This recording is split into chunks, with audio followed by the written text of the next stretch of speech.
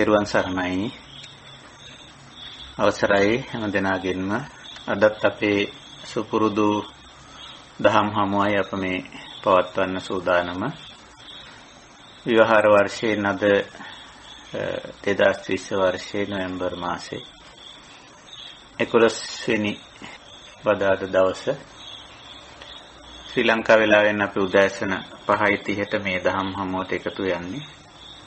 අන්තර්ජාලය ඔස්සේ ස්කයිප් මාධ්‍යයෙන් වෙනදා වගේම අපේ සුපුරුදු කල්යාණ මිත්‍ර පිරිස අදත් සම්බන්ධ වී සිටිනවා. පූජනීය ස්වාමින් වහන්සේලා, මෙහෙණින් වහන්සේලා ඇතුළු අපේ කල්යාණ මිත්‍ර පිරිස හැමදෙනාම අපි ඊටාම ගෞරවයෙන් කල්යාණ මිත්‍රත්වයෙන් පිළිගන්නවා. වෙනදා වගේම අපි සදහම් හමු ආරම්භ කරමු.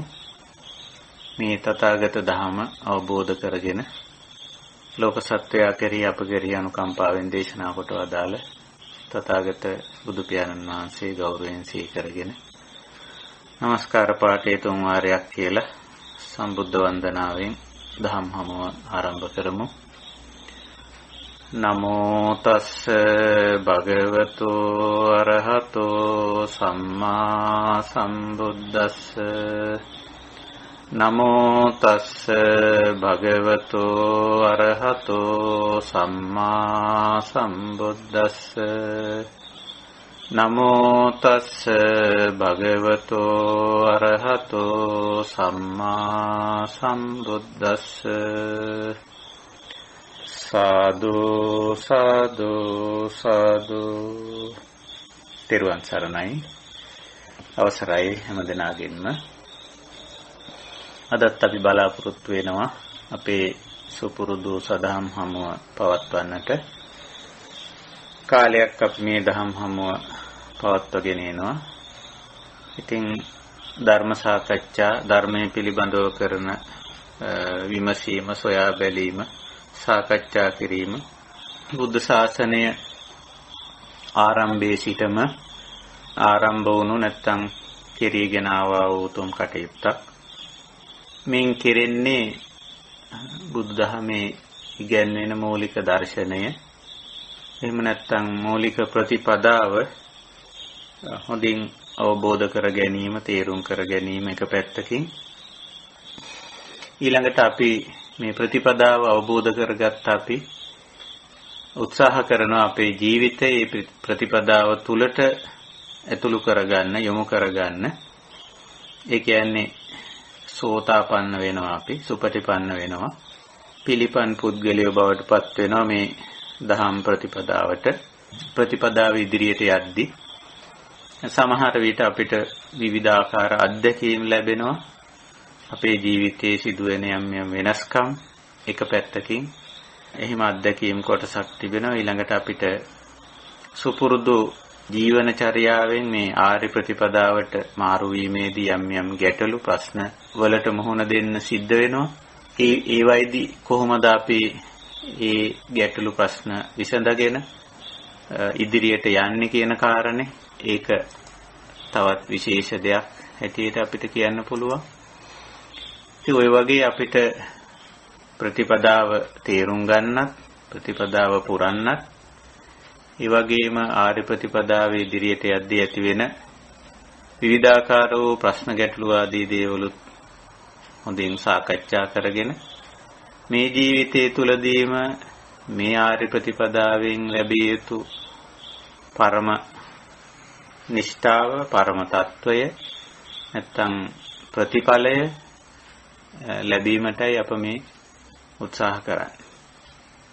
ඉතින් අපි කොටසක් පැවිදි ජීවිතවලට ඇවිදින් තිබෙනවා. තවත් ඇත්තෝ ගිහි ජීවිත තුල තමන්ගේ ගිහි ප්‍රතිපදාව තුල තමන්ගේ ජීවිතය පවත්වාගෙන යනවා.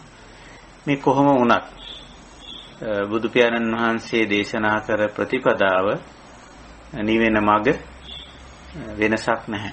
ගිහිව හිටියත් පැවිදිව හිටියත් අපි හැමෝටම පොදු වැඩපිළිවෙලක් හැටියට, ਸਰව සාධාරණ වැඩපිළිවෙලක් හැටියටයි නිවෙන මඟ දේශනා කරලා තියෙන්නේ. ඒක ආර්ය වට්ටංගිකෝ මග්ගෝ. එහෙම නැත්නම් දුක්ඛ නිරෝධ ගාමිනී පටිපදා. ආදී වචන වලින් හඳුන්වා දීලා තිබෙනවා. දැනටමත් අපි ධර්ම මාර්ගයට නිවන් මඟට ආර්ය ප්‍රතිපදාවට පිවිසිලා එහි ප්‍රතිඵල අත් විඳින අත් දකින පිරිසක්. මම හිතන බොහෝ දෙනෙක් එහෙම නිවුණු සැනසුණු ජීවිත ගත කරන ඒ ජීවිත වලින් සැලකිය යුතු තරම් අත්දැකීම් සහිතව ජීවත් වෙන පිරිසක් අපි. අපිට අවශ්‍යයි මේ නිවීම සැනසීම වෙනස්ව පවත්වාගෙන යන්න. නිවුණු සැනසුණු ජීවිතය ඊගටම පවත්වාගෙන යන්න මේ ජීවිතයේ අවසානයේ දක්වා. ඉතින් ඒ සඳහා අපිට උපකාරී වෙන්නේ තවදුරටත් බුදුරජාණන් වහන්සේගේ මාර්ගෝපදේශනමයි. ඉතින් ඒකයි අපි තවදුරටත් බුද්ධ දේශනා වලට යොමු වෙලා අපි මේ ලබාගත් නිවීම සැනසීම පවත්වාගෙන යෑම කියන කාරණේ තව ටිකක් සැලකිල්ලට අරන් තියෙනවා. ඉතින් මේ නිවුණු සැනසුණු දිවිපෙත අපි තවත් වචනයකින් හඳුන්වලා තියෙනවා දැන් අනිශ්චිත විහරණය කියලා. අනිශ්චිතෝච විහෙරති නච කිංචි ලෝකේ උපාදීයති කියලා. මේ ලෝකේ අපි ජීවත් වුණාට අපි පුරුදු වෙනවා මේ අනිශ්චිතව වාසය කරන්න. අනිශ්චිත නිශ්චිත කියන වචන අපි කලින් සාකච්ඡා කරලා තිබෙනවා. නිශ්චිත කියන්නේ මේ පසින්දුරන්ට සහ මනසට ගෝචර වෙන දෙයට තණ්හා මාන දිට්ඨි වශයෙන් සම්බන්ධතා පැවැත්වීම අපි නිශ්චිත කියනවා. ඒ වගේම එසේ නොවීම අනිශ්චිත කියනවා. ඉතින් තණ්හා මාන දිට්ඨි වශයෙන් බැඳුනොත් සම්බන්ධ වුණොත් එතන දුක එනවා. මොකද අපි නිතර මතක් කරගන්නවා බුද්ධ දේශනාවක් තියෙනවා කවුරුත් අහලා තියෙන නිශ්චිතස්ස චලිතං කියලා. මේ පසින්දුරන්ට සහ මනසට ගෝචර වෙන දෙයට අපි තණ්හා මාන දිට්ඨි වශයෙන් බැඳුනොත් එතන චලිතයක්, එතන ප්‍රකම්පනයක් ඇති වෙනවා. ඒකෙන් කියන්නේ කෙලෙසෙනවා කියන අදහස. ඉතින් කෙලෙසීමත් එක්ක දුක කියන ස්වභාවය මතුවෙනවා. අනිත් පැත්තට බුද්ධ දේශනාවේ මේ අනිශ්චිත බව ගැනත් කියනවා. අනිශ්චිතස්ස චලිතං නත්ති. පසින්දුරන්ට සහ මනසට ගෝචර වෙන දෙයට තණ්හා මාන දිට්ඨි වශයෙන් නොබැඳී සිටින කෙනාට එහෙම චලිතයක්, ප්‍රකම්පනයක්, හිත කෙලෙසීමක් නැහැ. ඉතින් එහෙම නැති තැන දුකකුත් නැහැ. නමුත් අපි මේ ලෝකේ ජීවත් වෙනවා. නච කිංචි උපාදීයති අනිශ්චිතෝච විහෙරති. තණ්හා මාන දිට්ඨි වශයෙන් බැඳීමක් නැහැ. එහෙම ජීවත් වෙන. මේක තමයි නිවුණු සැනසුණු ජීවිතයක ස්වභාවය. අපි මේ ලෝකයෙන් පලා යනවා, වෙනත් තැනකට යනවා. එහෙම නෙවෙයි. මේ ලැබිච්ච ජීවිතය අපි ගත කරනවා. එසේ ගත කරද්දී හැබැයි ඥානාන්විතව, ප්‍රඥාන්විතව, ශික්ෂණයක් ඇතුව, අවබෝධයක් ඇතුව ගත කරනවා. ඉතින් ඒ බුද්ධිමත් බව, ප්‍රඥාවන්ත බව, ශික්ෂණය තුල තමයි මේ අනිශ්චිත බව පවත්වාගෙන යන්නේ. නොඇලුණු, නොගැටුණු, නොබැඳුණු ස්වභාවය අපි පවත්වාගෙන යන්නේ අවබෝධයයි ශික්ෂණයයි තුල. ඉතින් අපි තවදුරටත් මේ අනිශ්චිත විහරණයට උපකාරී වෙන බුද්ධ දේශනා, මාර්ගෝපදේශන ටිකක් සාකච්ඡා කරන්න අපි බලාපොරොත්තු වෙනවා. ඉතින් අපි මේ වෙනකොටත් මේ සඳහා සූත්‍ර දේශනා කීපයක් සාකච්ඡාවට අරන් තියෙනවා. මුල් සාකච්ඡා 6දී අපි මේ ප්‍රධාන අංග සාකච්ඡාවට ගත්තා. ඊට පස්සේ අපි ආර්ය පෞරුෂ ලක්ෂණ නමින් තවත් සාකච්ඡා 4ක් අපි පැවැත්තුවා. ඒ හැම එකටම අපි තේමා පාඩේ තියාගත්තේ මේ අනිශ්චිත විහරණේ. ඉතින් ඒ මාතෘකාවමයි අපි තවදුරටත් ඉදිරියට ගෙනියන්නේ. ඒ සඳහා අපි බලාපොරොත්තු වෙනවා අද තවත් බුද්ධ දේශනාවකට අවධානය යොමු කරන්න. මේ සඳහා මම තෝරාගත්ත කවුරුත් අහලා කියලා තියෙන දේශනාවක් ආර්ය වංශ සූත්‍රය. ආර්ය වංශ සූත්‍රය ඇතුළත් වෙන්නේ සූත්‍ර පිටකයේ අංගුත්තර නිකායේ චතුක්ක නිපාත පාළියේ. අංගුත්තර නිකාය ගැන හැමෝටම තේරුමක් තියෙනවා.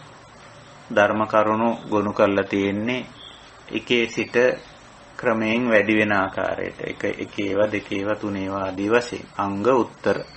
එතකොට හතරේ ධර්ම කරුණු හතර දේශනා වෙච්ච ඒවා ගොනු කරලා තියෙන්නේ කොටස චතුක්ක නිපාත පාළිය. ඒකත් නැවත වර්ගීකරණය කරලා තියෙනවා. චතුක්ක නිපාත පාළියත් බණ්ඩගාම වග්ග, චර වග්ග, උරුවේල වග්ග ආදී වශයෙන්. එහි තුන්වෙනි වර්ගය තමයි මේ උරුවේල වර්ගය. උරුවේල වර්ගයට ඇතුළත් සූත්‍ර දේශනාවක් තමයි ආර්ය වංශ සූත්‍රය. ඉතින් ආර්ය වංශ සූත්‍රය හුඟක් අද කොහොමද කියලා මම දන්නේ නැහැ. නමුත් පුරාණ ලංකාවේ බොහොම ප්‍රසිද්ධ සූත්‍රයක්, නැත්නම් ප්‍රසිද්ධ ධර්මදේශකයන් වහන්සේලා හුඟක්ම මේ ඉදිරිපත් කරගත්ත සූත්‍රයක් හැටියට වාර්තා වෙනවා. මොකද අපේ වංශ කතාවේ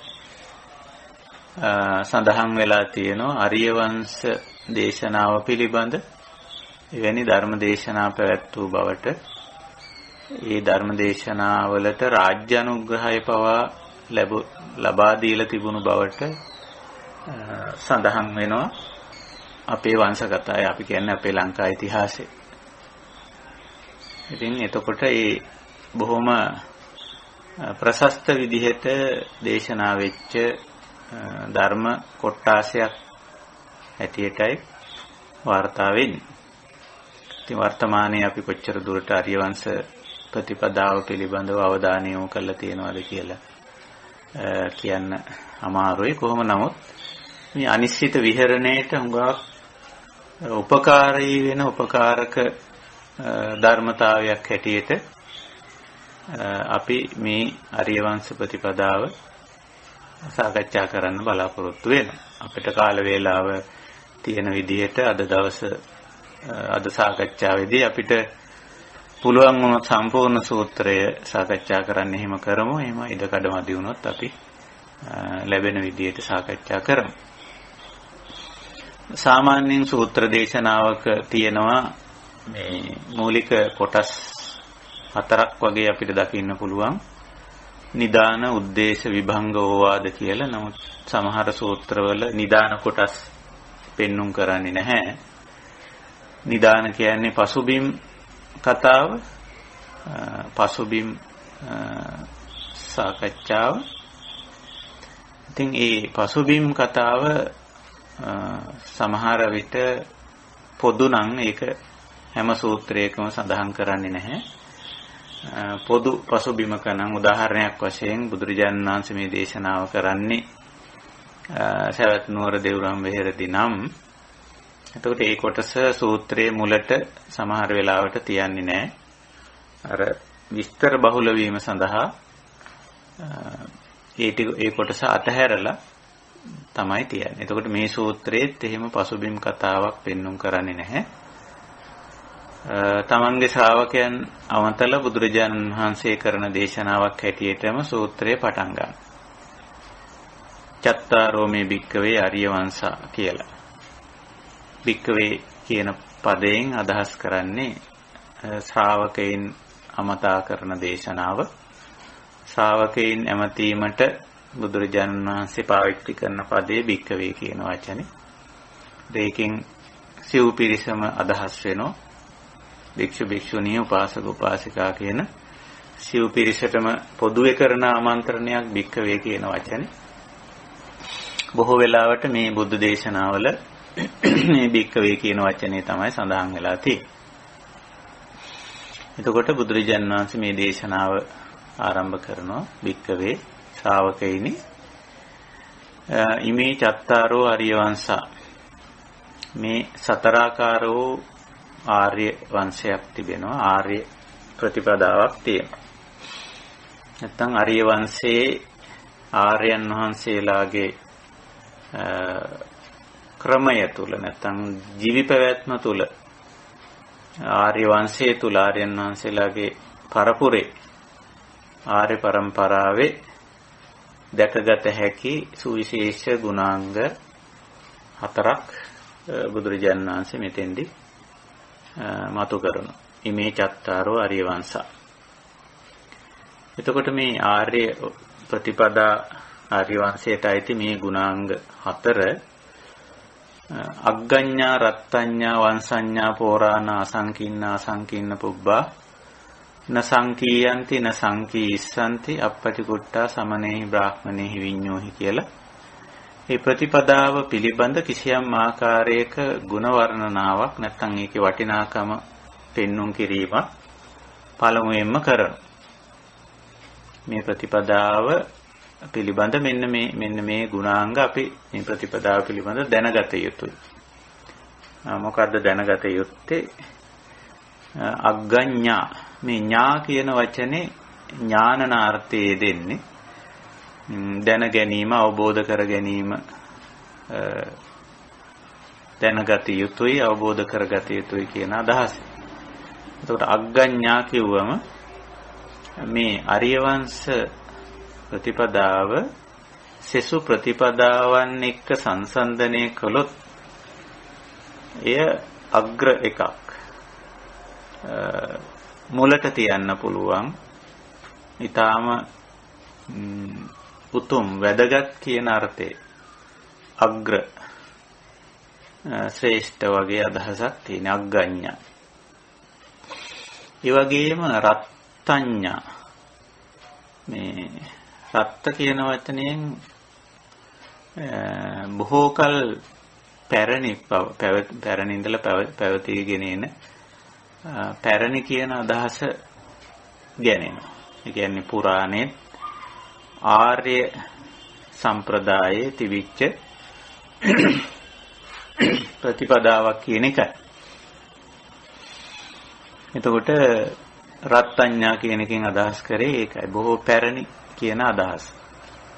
බොහොම ශ්‍රේෂ්ඨ බොහොම පැරණි. ඊළඟට වංශඤ්ඤා.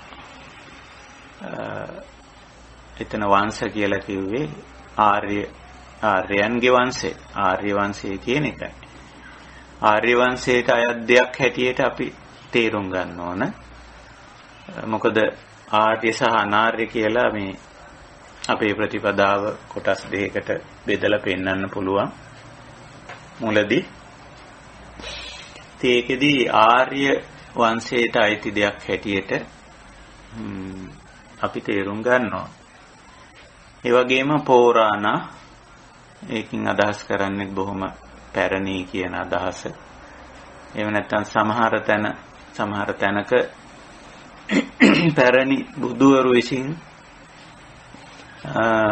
දේශනා කරන ලද බුදුවරු විසින් පෙන්වා දෙන ලද කියන අදහසත් දක්වලා තියෙනවා. පෝරාණ. ඊළඟට අසංකීර්ණ. සංකීර්ණ කියන්නේ මේ සංකීර්ණ කියන වචනේ අපිට තේරෙනවා සංකීර්ණයි කියන්නේ යමක් සරලයි කියන එකේ ප්‍රතිවිරුද්ධ වචනේ සංකීර්ණ කියන්නේ. එතකොට මේක මේ සංකීර්ණ නැති ප්‍රතිපදාවක් සරල ප්‍රතිපදාවක් කියන එක. සංකීර්ණ වුණාම යමක් නඩත්තු කරගෙන යන්න පවත්වාගෙන යන්න දුෂ්කරයි වියදම වැඩි. ඒ වගේ ලක්ෂණයක් තියෙනවා සංකීර්ණ වගේ. දැන් නූතන ලෝකයේ ගත්තම හුඟක්ම සංකීර්ණ වෙලා තියෙනවා. අපේ ජීවන ක්‍රම ජීවන ප්‍රතිපදාවන් අපි පාවිච්චි කරන ද්‍රව්‍ය භාණ්ඩ වස්තු සරල නැහැ. ගොඩක් දේවල් සංකීර්ණයි. ඉතින් සංකීර්ණ වුණාම ඒක අර අනිශ්චිත විහරණයට අහිතකර විදියට බලපාන. දුෂ්කරතා මතුවලා ඇවිල්ලා දුක්ඛ දෝමනස්ස බවට ඒව පරිවර්තනය වෙනවා මේ සංකීර්ණ තත්ත්වය. ඒක නිසා මේ ආර්ය වංශ ප්‍රතිපදාව නිතරම අසංකීර්ණ සංකීර්ණ නැහැ. ඒකයි ස්වභාවය. මේ වර්තමානයේ ගත්තම සංකීර්ණ නැහැ. අසංකීර්ණ පුබ්බා අතීතයේදීත් මේ ප්‍රතිපදාව මෙහෙමමයි, සංකීර්ණ නැහැ. සංකීර්ණ වුණොත් ආර්ය ප්‍රතිපදාවක් වෙන්නේ නැහැ. යම් තැනක යම් ප්‍රතිපදාවක් සංකීර්ණ බවට පත් වුණොත් ඒක ආර්ය ගණයට ගන්න අමාරුයි. ආර්ය ගණයට අයිති ප්‍රතිපදාව නිතරම සරලයි. අසංකීර්ණ පුබ්බා අතීතයේදීත් එහෙමයි. දැනුත් සංකීර්ණ නැහැ. දැනුත් මේක සරල දෙයක්. න සංකීයන්ති අනාගතයට ගත්තත් න සංකීයන්ති න සංකීස්සන්ති අනාගතයට ගත්තත් මේක සංකීර්ණ වන්නේ නැහැ. ඒකයි ස්වභාවය. මේ ඉතින් ඔය වගේ ලක්ෂණයක් පෙන්නනවා මේ ආර්ය වංශ ප්‍රතිපදාව. ඊළඟට තවදුරටත් කියනවා අප්පටිකුට්ටා සමනේහි බ්‍රාහ්මනේහි විඤ්ඤෝහි. සමනේහි බ්‍රාහ්මනේහි විඤ්ඤෝහි. ශ්‍රමණ බ්‍රාහ්මණ විඤ්ඤු කියන පද වලින් අදහස් කරන්නේ ශ්‍රමණ කියලා කිව්වේ මේ බොහෝ වෙලාවට මේ ගෘහස්ත ජීවිත වලින් ගිහි සම්ප්‍රදායන් වලින් බැහැර වෙච්ච අය. බ්‍රාහ්මණ කියන වචනයට බුදුදහමේ කියන්නේ හුඟක් වෙලාවට රහතන් වහන්සේලා සම්බන්ධයෙන් බාහිත පාපෝති බ්‍රාහ්මනෝ කියන වචنين බුදුදහමේ අදහස් කරන්නේ බ්‍රාහ්මණ කිව්වම රහතන් වහන්සේලා. විඤ්ඤු කියන්නේ ප්‍රඥාවන්ත අය, නුවණැති අය. ඒතර මේ සමනේහි බ්‍රාහ්මනේ විඤ්ඤෝහි අප්පටිකුට්ටා මේ අය මේ ආර්ය වංශය නැත්නම් ආර්ය ප්‍රතිපදාව, ආර්ය වංශ ප්‍රතිපදාව ප්‍රතික්ෂේප කරන්නේ නැහැ, බැහැර කරන්නේ නැහැ.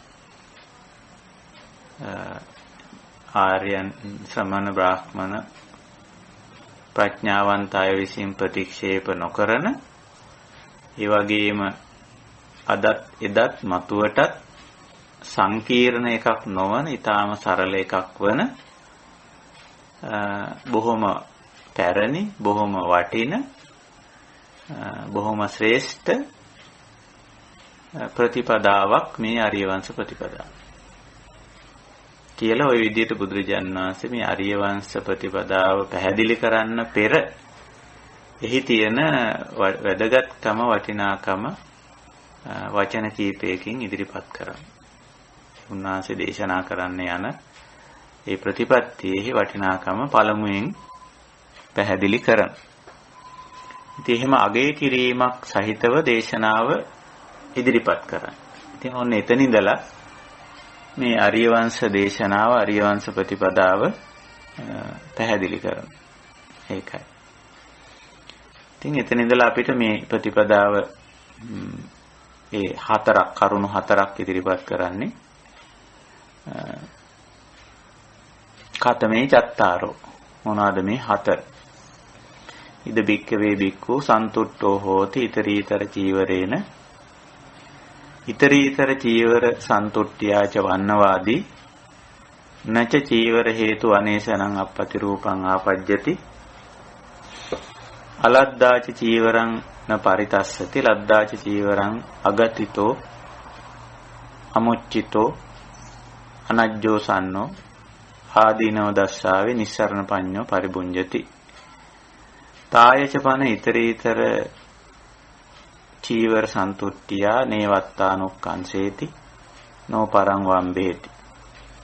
යෝ හිතත්ත දක්කෝ අනලසෝ සම්පජානෝ පතිස්සතෝ අයං උච්චති බික්කවේ බික්කු පෝරාණේ අග්ගඤ්ඤේ ආර්ය වංශේ තිතෝ. එතකොට මේක ටිකක් අපි තේරුම් කරගන්න ඕන කාරණයක්, අවබෝධ කරගන්න ඕන කාරණයක්. මේ සතරාකාර ආර්ය වංශයේදී මුල් තුනට අරගෙන තියෙන්නේ අපේ ජීවන පැවැත්මට අවශ්‍ය කරන දේවල්. චීවර, පිණ්ඩපාත, සේනාසන කියන තුන අරගෙන තියෙනවා මුල් කරුණු තුන වශයෙන්. හතරවෙනි කාරණේ හැටියට අරන් තියෙන්නේ භාවනාව කියන දේ. ඉතින් ඔහොමයි මේ කරුණු හතර ගොනු වෙලා තියෙන්නේ.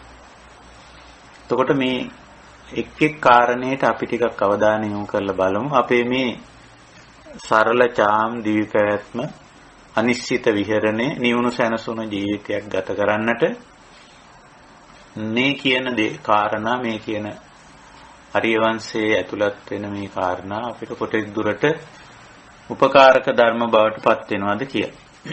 ඉතින් පළවෙනි කාරණේ හැටියට බුදුරජාණන් වහන්සේ දේශනා කරන්නේ මේ චීවර කියන කාරණා. මේ චීවර කියන එකෙන් අදහස් කරන්නේ ඇඳුම කියන එකයි. ඇඳුම කියන අදහස චීවර කියන එකෙන් කියවෙන්නේ.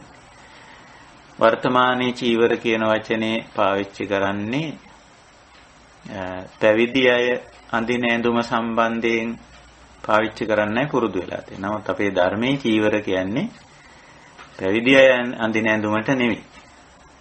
ඒකත් චීවරයක්. ඒකත් චීවර ගණයට අයිති වෙනවා. ඕනෑම කෙනෙක් කවර පුද්ගලයෙක් වුණත් අඳින ඇඳුමටයි පොදුවේ චීවර කියලා කියන්නේ.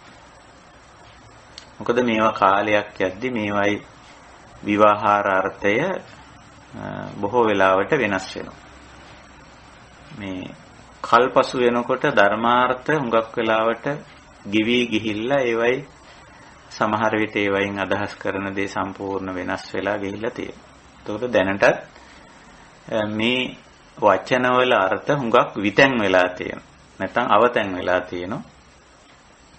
අද චීවරය කිව්වම සිංහලෙන් ඒකට කියන්නේ සිවුර කියලා. චීවර කියන වචනේ සිංහලට පරිවර්තනය කරගෙන තියෙන සිවුර කියලා.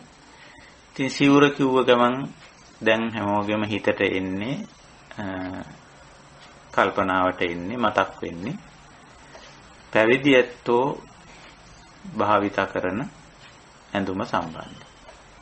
නමුත් ධර්මයේ චීවර කියන්නේ ඒක විතරක් නෙවෙයි කවර පුද්ගලයෙක් වුවත් විලිවසා ගැනීම සඳහා භාවිතා කරන කිසියම් ඇඳුමක් තියනවාද? ඒ ඇඳුමටයි දහමේ චීවර කියන්නේ. මෙතන ආර්ය වංශ ප්‍රතිපදාවේදී විශේෂයෙන් චීවර කියන එකෙන් අදහස් කරන්නේ ඒක. ඇඳුම කියලා අපිට ගන්න පුළුවන්. එතකොට දැන් ඇඳුම කියන දේ මූලික අවශ්‍යතාවයක් මිනිස්යන්ගේ. අනිත් සතුන් ඇඳුම් ඇඳීමක් නැති වුණාට මේ මිනිස්යෝ සම්බන්ධයෙන් ගත්තම ඒක මූලික අවශ්‍යතාවයක්. අපි දන්නවා ඒක පාවිච්චි කරන්නේ ඇයි කියලා. මූලික වශයෙන් වෙනත් බුද්ධ දේශනාවලදී මතක් කරලා දීලා තියෙන උදාහරණයක් හැටියට සීක සූත්‍රයේදී බුදුරජාණන් වහන්සේ සීක ප්‍රතිපදාව දේශනා කරන අවස්ථාවේ ඇයි අපි ඇඳුමක් අඳින්නේ කියන කාරණේ මතු කරලා දීලා තියෙනවා. එතකොට ඒ මතු කරලා දෙන්නේ ඇයි? මේ ඇඳුම අපි අඳින ඇඳුම අපේ මේ නිවුණු සැනසුණු ජීවිතයට සමහර වෙලාවට බාධාවක් වෙනවා. මේ අනිශ්චිත විහරණයට බාධාවක් වෙනවා. ඇඳුම්. ඉතින් ඒ නිසායි ඇඳුම් භාවිතා කිරීම පිළිබඳව ආර්ය ප්‍රතිපදාව උගන්වන්නේ. මේක බාධාවක් කරගන්නේ නැතුව, ගැටලුවක් කරගන්නේ නැතුව, සංකීර්ණ දෙයක් බවට පත් කරගන්නේ නැතුව කොහොමද මේක පරිහරණය කරන්නේ? කොහොමද මේක පාවිච්චි කරන්නේ? එතකොට මේ ආර්ය වංශ ප්‍රතිපදාවේ තියෙන්නේ නැත්නම් අනිශ්චිත විහරණයේ තියෙන්නේ ඔක්කොම දමල ගහලා පැත්තකට වෙලා ඉන්න එක නෙමෙයි. ජීවිතයේ අවශ්‍ය දේ පරිහරණය කරනවා, අවශ්‍ය වැඩ කරනවා, අවශ්‍ය සම්බන්ධතා පවත්වනවා.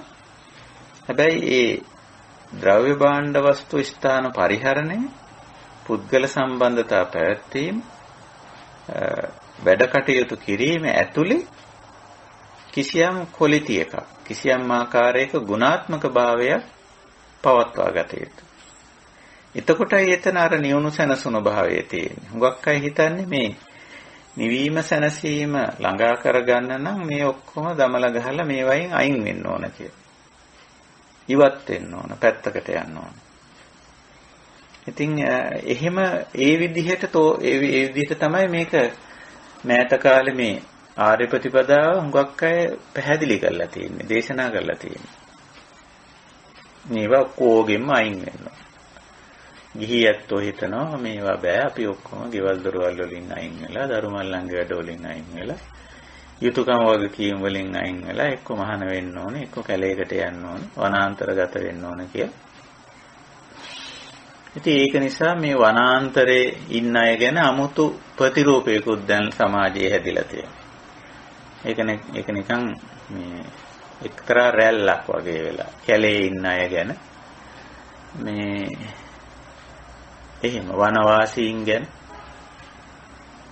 එහෙම 아무තු මේ ප්‍රතිපදා 아무තු මේ මතයකුත් ගොඩ නැගිලා තියෙන සංකල්පයක්. මේ නගරේ ඉන්න, ටවුමේ ඉන්න, ගෙවල් දොරවල් වල ඉන්න, වැඩ කටයුතු කරන, රස්සාවල් කරන, රැකී ආරක්ෂා කරන නාගරිකව ඉන්න අයගේ මේ අය තුල මේ ප්‍රතිපදාව නැහැ. කැලේ ඉන්න අය තුල තමයි ප්‍රතිපදාව තියෙන්නේ. ඉතින් ඒක හරි අමුතු එක්තරා විකෘතියක්. දැනට වර්තමාන සමාජය තුල නැත්නම් වර්තමාන බෞද්ධ සමාජය තුල ඇති වෙලා තියෙන එක්තරා විකෘතියක්. ඉතින් ඔක්කොම දමල ගහලා කැලේට ගිය අය ළඟ තමයි මේ ප්‍රතිපදාව තියෙන්නේ. එහෙම එකක් නැහැ. බුදුදහමේ නම් එහෙම දෙයක් කියලා නැහැ. බුදුරජාණන් වහන්සේ වනාන්තරගත වෙලා හිටියේ නැහැ. එකම කාලයක් ඔය මේ වස් කාලයක විතරක් එහෙම හුදකලාව වනාන්තරගත වෙලා ඉඳපු බවට වාර්තාවක් තියෙනවා. එහෙම නැහැ. බුදුරජාණන් වහන්සේ ගත කළෙත් මේ සාමාන්‍ය මේ කොටින්ම කිව්වොත් ටවුමේ හිටිය කෙනෙක්. නාගරිකයෙක්. මහ ජනතාව අතර හිටියේ. මහ ජනතාව අතර ගැවසුණු කෙනෙක්. ඉතින් ඒක නිසා අපි මේ සියල්ල දමල ගහලා මේ පැත්තකට යනවා කියන එකක් ආර්ය වංශයේ ආර්ය ප්‍රතිපදාවේ ඉගැන්වෙන්නේ නැහැ. ඒක නිසා බුදුදහමේ උගන්වන්නේ ආර්ය වංශයේ උගන්වන්නේ අපි මේ කරන කියන දේවල් වල කිසියම් ගුණාත්මක භාවයක් ඇති කරගන්න. ඒක ගුණාත්මක භාවය ඇති කරගන්න තමයි උඟ දෙනෙක් දන්නේ නැත්තේ. ඒක දන්නේ නැති නිසා කරන්නේ අතහැරලා දාන. අතහැරලා දාන. එහෙම නෙමෙයි.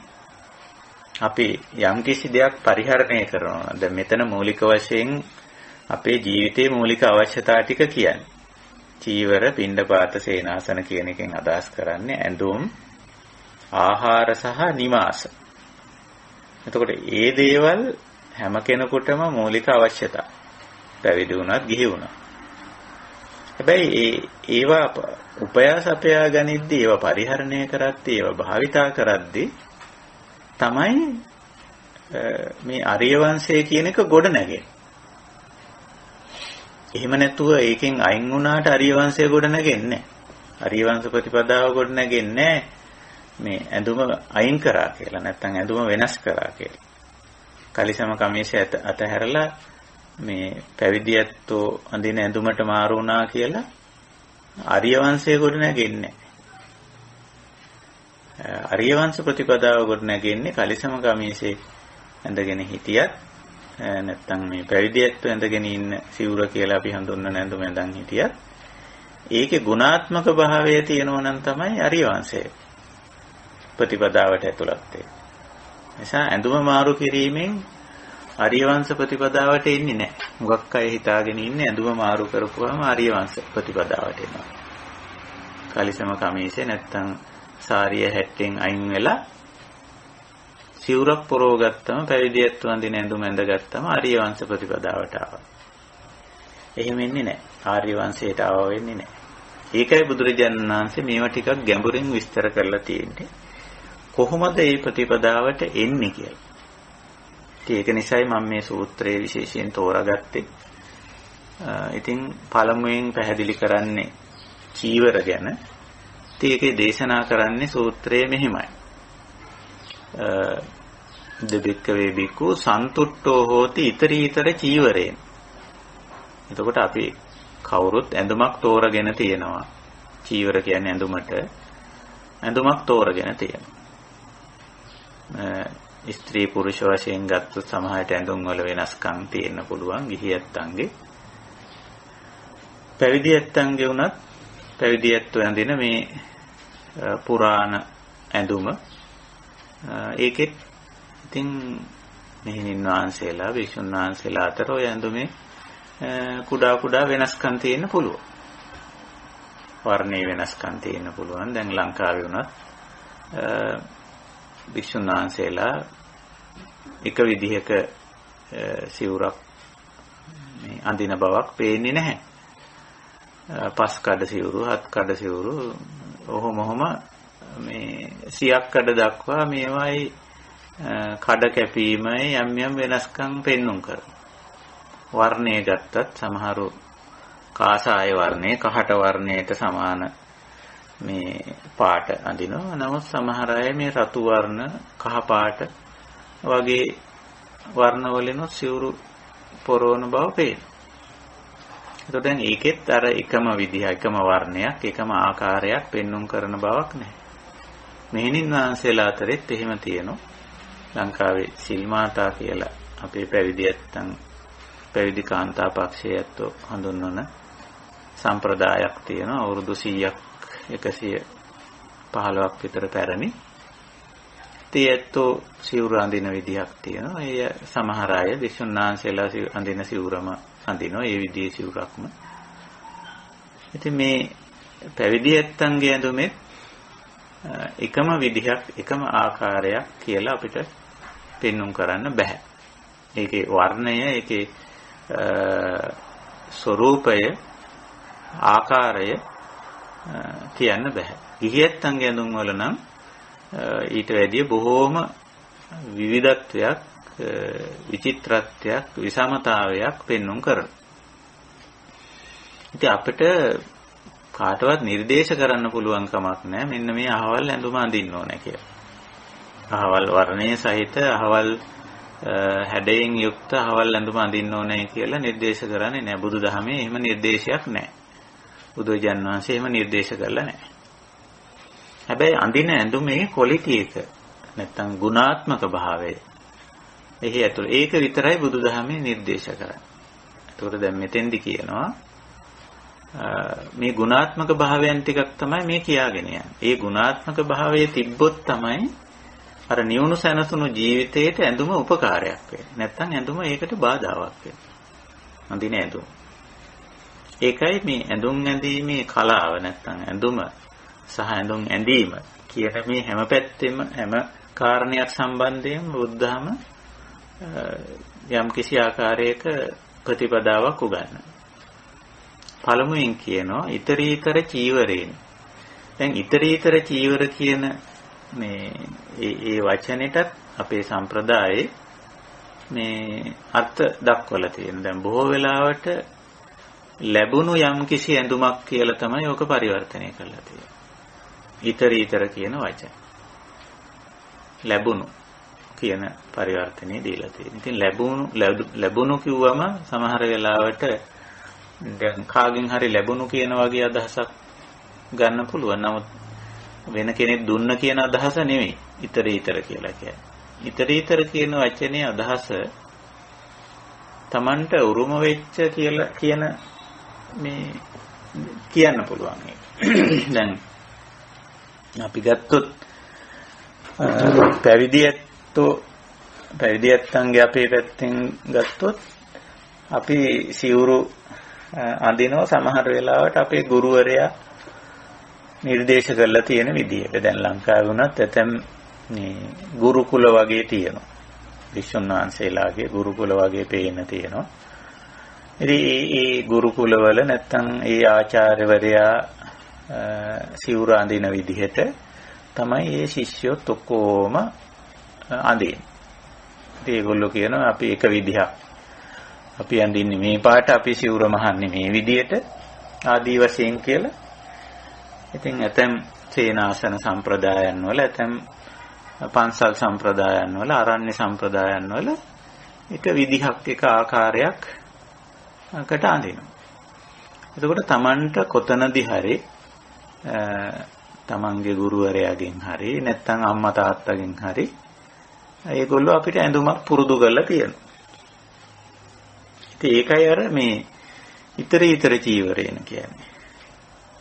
මේ අපිට උරුම වෙච්ච ඇඳුම. දැන් අපි ලංකාවේ ගත්තොත් ඉතින් සිංහල බෞද්ධ කියන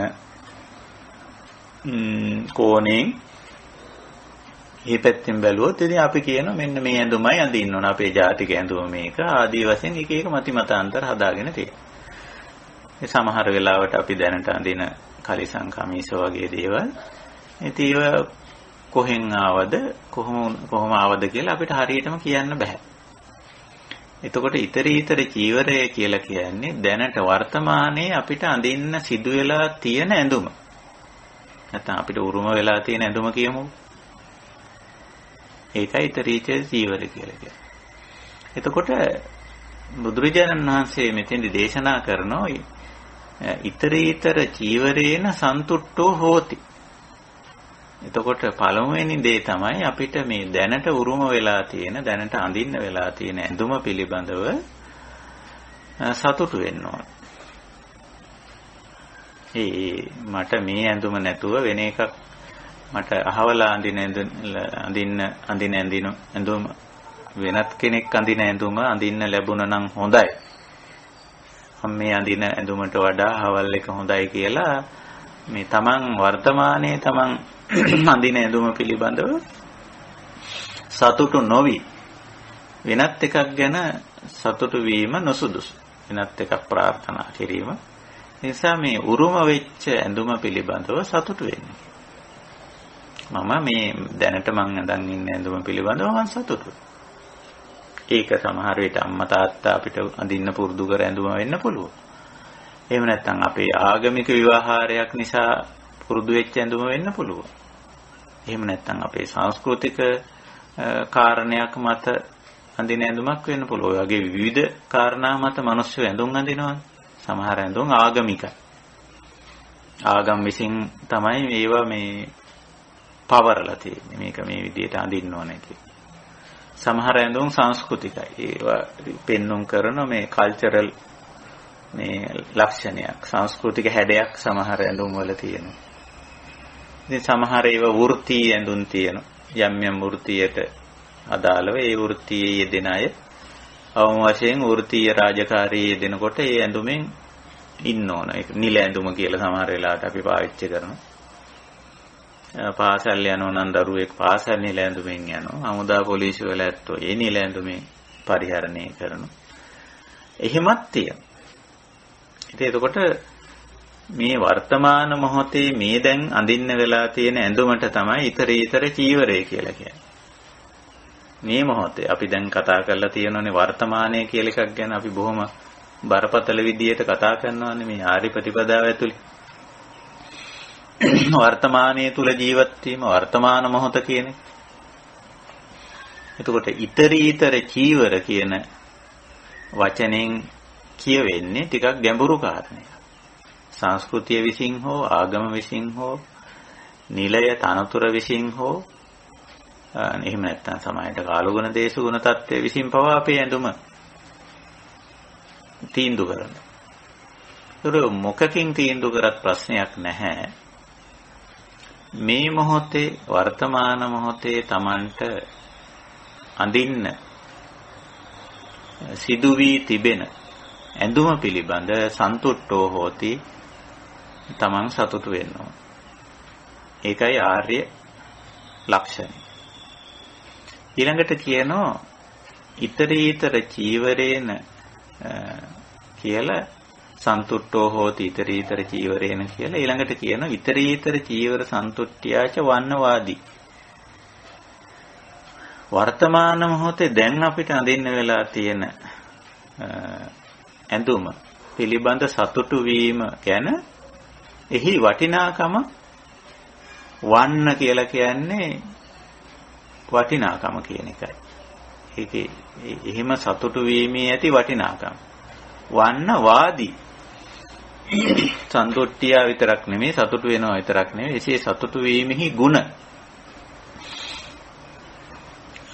කියන්නත් ඕන. මොකද තමන් වර්තමානයේ අඳින ඇඳුම පිළිබඳව සතුටු වෙන්නේ නැත්නම් තමන් වර්තමාන මොහොතේ ඉන්නේ දුකේ. කනගාටුවෙන් අඳින්න ලැබිච්ච ඇඳුම පිළිබඳව. ඒක නිසා ඒකේ ඒ වර්තමානයේ අඳින ඇඳුම පිළිබඳව තමන් සතුටින් ඒ ඇඳීම පිළිබඳව තමන් අනිත් අයටත් ඒක කියලා දෙන්න. වර්ණවාදී කියන්නේ ඒකේ ගුණය, ඒකේ වටිනාකම දැනගන්නත් ඕන, ඒක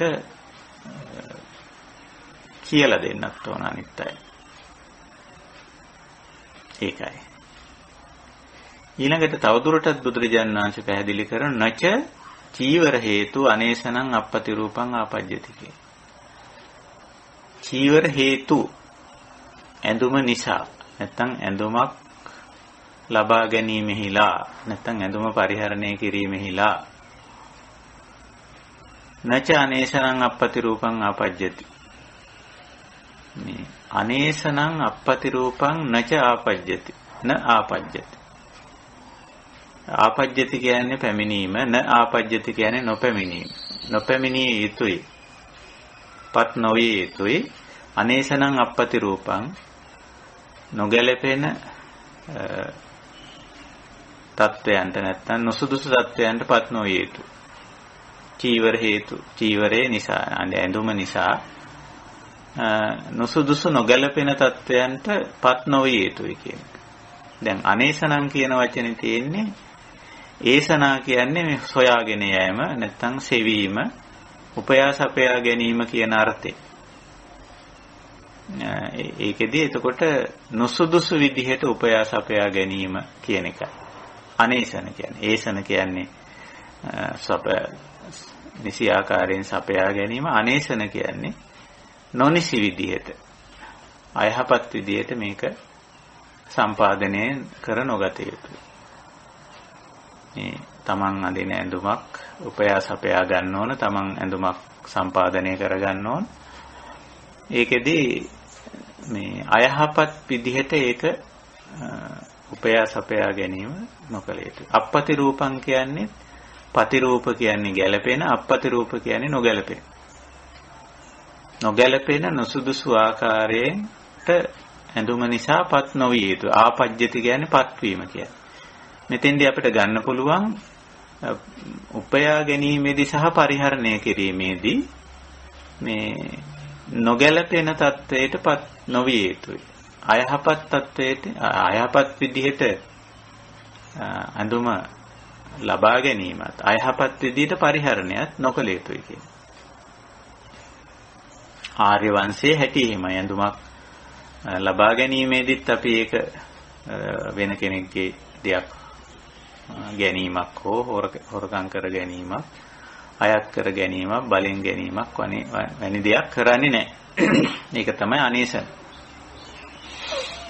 ඊළඟට ඒවා පරිහරණය කිරීමේදී වුණත් අපි දන්නවා ඇඳුම් අඳින විදිහේ තියෙනවා සම්මත ශිෂ්ට ක්‍රම. මේ සම්මත ශිෂ්ට ප්‍රතිපත්ති ඉක්මවලා ඇඳුම පරිහරණය කරන්නේ නැහැ. එතකොට ඒක ලබා ගැනීමේදී, පරිහරණය කිරීමේදී අර සම්මත ක්‍රමයේ, සම්මත සදාචාර නීති රීති උල්ලංඝනය නොකර ඇඳුම පරිහරණය කරනවා. අනේසනං අපපති රූපං ආපජ්ජති. චීවර හේතු ඇඳුම නිසා නොගැලපෙන නොසුදුසු තත්වයට පුද්ගලයා පත් නොවිය යුතුයි කියලා කියන්නේ. ඇඳුමෙන් එහෙම වෙනවා. ඒක නිසා නිතරම ඇඳුම ගැලපෙන තත්වයෙන් පවත්වා ගත යුතුයි කියනවා. ඊළඟට කියනවා අලද්දාච චීවරං න පරිතස්සති කියලා. සමහර වෙලාවට අපි අපේක්ෂා කරන විදිහේ ඇඳුමක් නොලැබෙන්න පුළුවන්. යම් යම් අයගේ යම් යම් ඇඳුම් ආයිත්තම් පිළිබඳව අපේක්ෂා තියෙන්න පුළුවන්. නමුත් ඒවා ඒ ප්‍රමාණයට නොලැබෙන්න පුළුවන්. නේ? එතකොට නොලද ඇඳුම පිළිබඳව න පරිතස්සති. පරිතස්සනාව කියලා කියන්නේ එක්තරා ප්‍රමාණයකට දුක් වීමක්, කනගාටු වීමක්, පසුතැවීමක් වගේ දෙයකටයි පරිතස්සනා කියලා කියන්නේ. ඉතින් න පරිතස්සති එවැනි දුක් වීමක්, කනගාටු වීමක් වන්නේ නැහැ මේ ආර්ය වංශයේ. මොකද අර ඊතරීතර චීවරනේ. මේ මොහොතේ අඳින්න සිද්ධ වෙච්ච ඇඳුම අඳින. ඒකයි ස්වභාවය. ඒක නොලැබුණු එක ගැන දුක් වීමක්, කනගාටු වීමක්, පසුතැවීමක් නැහැ. ඊළඟට කියනවා ලද්දාච චීවරං අගදිතෝ නැත්නම් අගතිතෝ කියන මේ වචන දෙකම යෙදිලා තියෙනවා. අගතිතෝ, අමුච්චිතෝ, අනජ්ජෝ සන්නෝ. අනජ්ජෝ සන්න කියන වචනේත් අනජ්ජෝ පන්න කියලාත් යෙදිලා තියෙන සමහර තැන්වල. ඒ වචනවල යම් වෙනස්කම් තිබුණාට අර්ථය සමානයි. අනජ්ජෝ පන්නෝ ආදීනව දස්සාවේ නිස්සරණ පඤ්ඤෝ පරිබුඤ්ජති. එතකොට ලද්දාච චීවරං තමන්ට ලැබුණු ඇඳුම නැත්නම් තමන් උපයාසපයාගත් ඇඳුම කවුරු හරි දුන්න ඇඳුම අගදිතෝ නැත්නම් අගතිතෝ ඒකට ගැති වෙන්නේ නැතුව ඒකේ ගැත්තෙක් බවට පත් වෙන්නේ නැතුව ඇඳුමක් ලැබුණම ඉතින් දෙපැත්තකින් ගැති වෙන්න පුළුවන්. ඇඳුමට ගැති වෙන්නත් පුළුවන්. ඇඳුම දුන්නු කෙනාට ගැති වෙන්නත් පුළුවන්. ඉතින් ආර්ය සම්පදායේදී එහෙම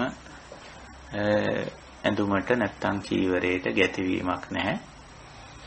ඉතින් ඒක නිසා ඒක නිදහස් විදිහට උපයාස අපයා ගැනීම සුදුසු. දැන් පැවිදි ඇත්තන්ගේ සම්ප්‍රදාය ගත්තොත් හුඟක්ම නිදහස් ගැති බවක් නැති ඇඳුම තමයි පංසගෝල චීවරය. කාටවත් ඒකේ ණය ගැතිභාවයක් නැහැ. මොකද පංසගෝල චීවරය කියන්නේ කවුරු හරි අහක දාපු ඇඳුම. සරලව කිව්වොත්. කෙනෙක් භාවිතා කරලා අහක දාපු ඇඳුම තමයි පංසගෝල චීවරය කියන්නේ. අහක දාපු රෙද්දෙන් හදාගන්නේ. එහෙම නැත්නම් වෙන කෙනෙක් පාවිච්චි කරලා අහක දානවනේ ඇඳුම්. එහෙම තියෙනවා. සමහර අය ඒකේ කාලය ඉක්ුත් වුණාම ෆැෂන් එක වෙනස් වුණාම ඉතින් ඇඳුම අහක් කරලා දානවා. ඒක විසි කරලා දානවා. අයින් කරන යා දැන් භාවිතයට ගන්නෑ.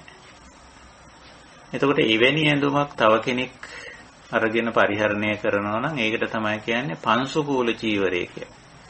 චීවර කියන්නේ ඇඳුමට පංසුකූල චීවරය කියලා කියන්නේ වෙන කෙනෙක් අත්හැර දැමුව ඇඳුම. එහෙම නැත්නම් ඕක විස්තර කරන්න යද්දී අටුවාව අත්හැර දැමුව රෙදි වලින් මසාගත්ත ඇඳුම කියලා ඔහොම කියනවා. එතකොට ඒක හරිම නිදහස්.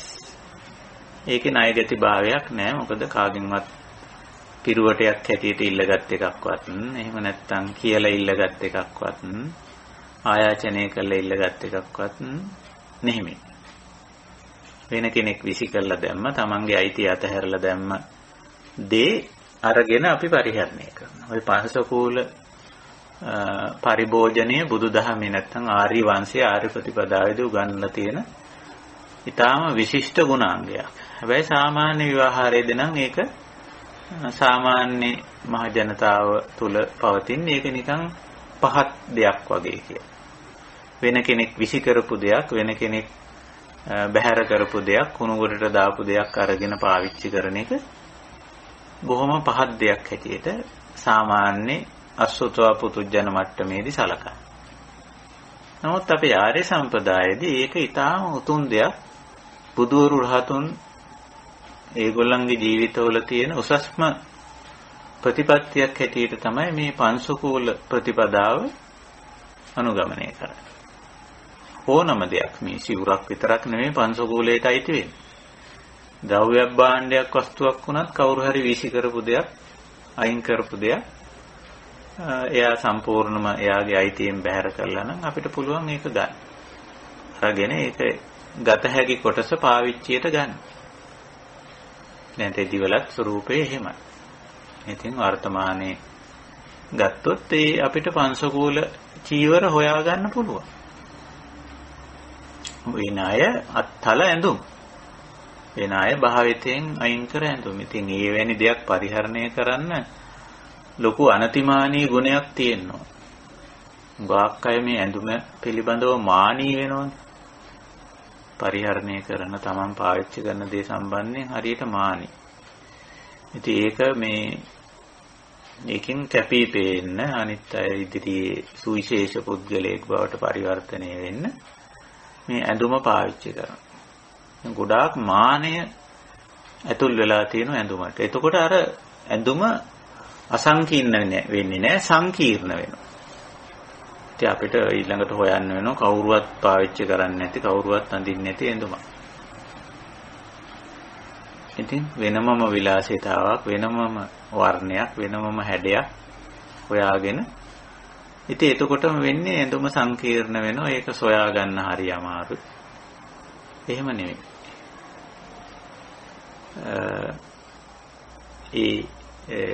තමන් ලබාගෙන තියෙන ඇඳුම ඒක අර සරල දෙයක්, චාම් දෙයක් බවට පරිවර්තනය කර ගැනීම මෙතෙන්දි විශේෂයෙන් අදහස් කරා. ඒකයි. ඉතින් ඒකට ගැති වෙන්නේ මම මේ කියන්න ගියේ එහෙමත් සිරිතක් තියෙනවා. විශේෂ නොවූ ඇඳුමක් ඇඳීම. දැන් නිල ඇඳුමක් ගත්තම ඒ නිල ඇඳුමේ බොහෝ වෙලාවට විශේෂත්වයක් නැහැ. කාගෙත් ඇඳුම සමාන. එතකොට ඒකෙදී විශේෂ මානයක් එන්නේ, විශේෂත්වයක් එන්නේ නැහැ. ගාක් වෙලාවට මේ ඇඳුම සමාන ඇඳුම් අඳින්න පුළුවන්කම තියෙනවනම් විශේෂකරණේ නොවි ඇඳුමෙන් විශේෂ පුද්ගලයෙක් බවට පරිවර්තනය වෙලා පෙන්වන්න එහෙම උත්සාහ නොකර පොදු ඇඳුමක් අඳිනවා නම් හරිම හොඳයි. දැන් මේ පැවිදි ඇත්තෝ හැටියට අපි අඳින ඇඳුමේ තියෙන පොදු ගතිය. ඉතින් කවුරු බැලුවත් ඇඳගෙන ඉන්නේ එකම දෙයක්. ඉතින් ඇඳුමෙන් කවුරුවත් සුවිශේෂ නැහැ. දැන් වර්තමානයේ වෙලා තියෙන හිම නෙමෙයි. ඒ ඇඳුමෙන් සුවිශේෂ පුද්ගලයෙක් වෙන්න උත්සාහ කරනවා. පැවිදි ඇත්තන්ගේ ඇඳුමෙන් දැන් මේ ලක්ෂණේ ටික ටික පහළ වෙලා තියෙනවා. විශේෂ විදිහට සිවුරු මහන්න සමහර ඇත්තෝ හුරු පුරුදු වෙලා තියෙනවා. සරල විදිහට පස් කඩ සිවුරක් මහනව වෙනුවට ඒක හත් කඩක් ඔහොම කරලා 100ක් කඩ දක්වා වැඩි කරන්න. එතකොටම සංකීර්ණ වෙනවා. අර අසංකීර්ණ ලක්ෂණය සිවුරෙන් පැවිදි ඇත්තන්ගේ ඇඳුමෙනුත් අයින් වෙලා යනවා. සංකීර්ණ එකක්. ඇයි ඒක මහන්න ගියාමත් වරු ගානක්, දවස් ගානක් රෙදි කෑලි කපාගෙන මූට්ටු කරගෙන නූල් කන්දක් ඒකට යොමු කරගෙන මිනිස්සෙක් පැය ගානක් නැහිලා මේක මහන්න වෙන. එහෙම මැහුවයි කියලා ඇති කිසි වැඩක් නැහැ. කිසිම වැඩක් නැහැ ඒකේ. හුදෙක් කැපී පෙනෙන්න දරන උත්සාහයක් විතරයි ඒවයි තියෙන්නේ.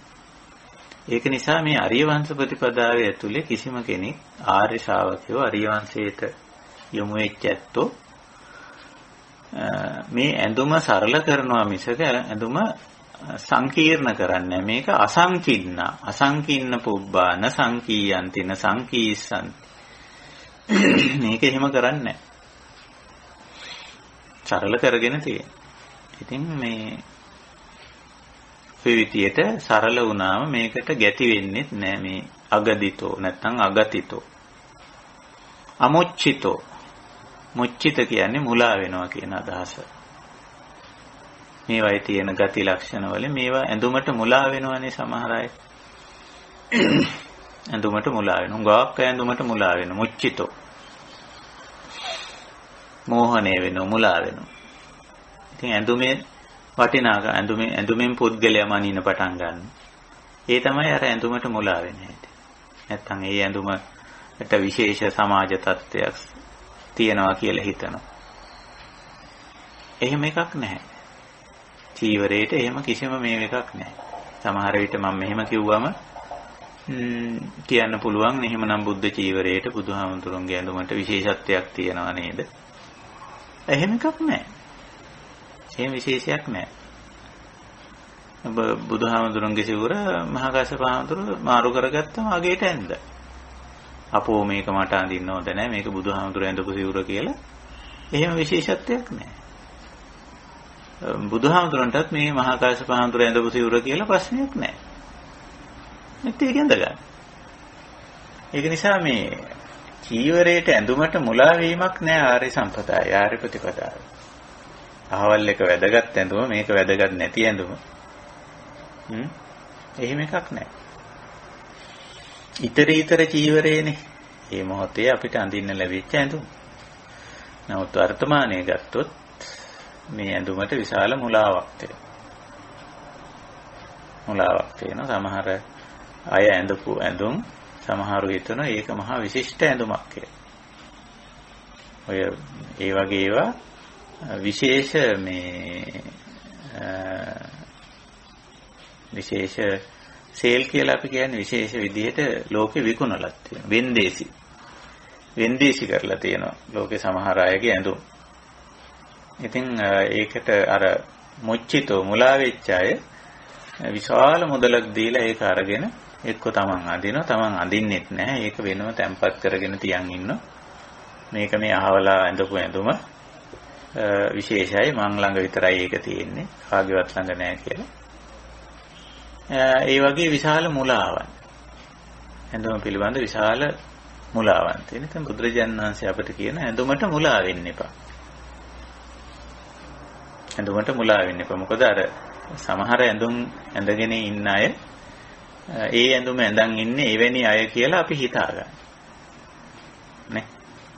දැන් පොලිස් නිල ඇඳුම, හමුදා නිල ඇඳුම ඇඳගෙන ඉන්න කෙනෙක් ගැන කෙනෙක් හිතන්න පුළුවන් මේ ඇඳුම ඇඳගත්ත මනුස්සයා මේ මෙතන ඉන්නේ මහ රළු පරළු කෙනෙක්, දරුණු කෙනෙක් කියලා. ඒ ඇඳුම එහෙම හිතා ගන්න පුළුවන්. එහෙම නෑ. ඒ ඇඳුම ඇඳන් හිටියට ඒ ඇඳුම ඇතුලේ ඉන්නේ මිනිස්සෙක්. ඇඳුමෙන් අපි මනින්නේ. එහෙම නැත්නම් මේ පැවිදි ඇත්තෝ ඇඳන් ඉන්නේ ඇඳුම දිහා බලලා කියන්න හිතා ගන්න ඉඩ තියෙනවා මේ ඇඳුම ඇඳන් ඉන්නේ සිවුර ඇඳගෙන ඉන්නේ මහා සාන්ත දාන්ත නියුණු සැනසුණු කරුණාවන්ත කෙනෙක් කියලා. එහෙම වෙන්නේ නැහැ. ඒක සිවුරේ තියෙන ගුණයක් නෙවෙයි. ඇඳුමේ තියෙන ගුණයක් නෙවෙයි. මේ පුද්ගලයා ළඟ එහෙම තියෙන්නත් පුළුවන්, එහෙම නොවෙන්නත් පුළුවන්. සිවුර ඇඳගෙන ඉන්න කෙනෙක් මහා දරුණු අශිෂ්ට පුද්ගලයෙක් වෙන්නත් පුළුවන්. ඒක නිසා බුදුරජාණන් වහන්සේ කියනවා මේ චීවරං ඇඳුමට අමුච්චිතෝ මුලා වෙන්න හොඳ නැහැ. ඊළඟට කියනවා අනජ්ජෝපන්නෝ, නැත්නම් අනජ්ජෝ සන්නෝ කියලාත් තියෙන මේ පදේ. අනජ්ජෝපන්නෝ කියලා සමහර තැන්වල පයන්න සයන්න දෙකම යෙදිලා තියෙනවා. අජ්ජෝපන්න අජ්ජෝසන්න කියන වචන වලින් අදහස් කරන්නේ ඒකට බැස ගැනීම කියන අර්ථය. ඔය බැස ගන්නවා කියලා කියන්නේ ඒකට ටිකක් උපාදාන කර ගන්නවා කියන අදහස. දැන් සමහර අය ඒ ඇඳුමම ඕන වෙන එකක් අඳින්න බෑ.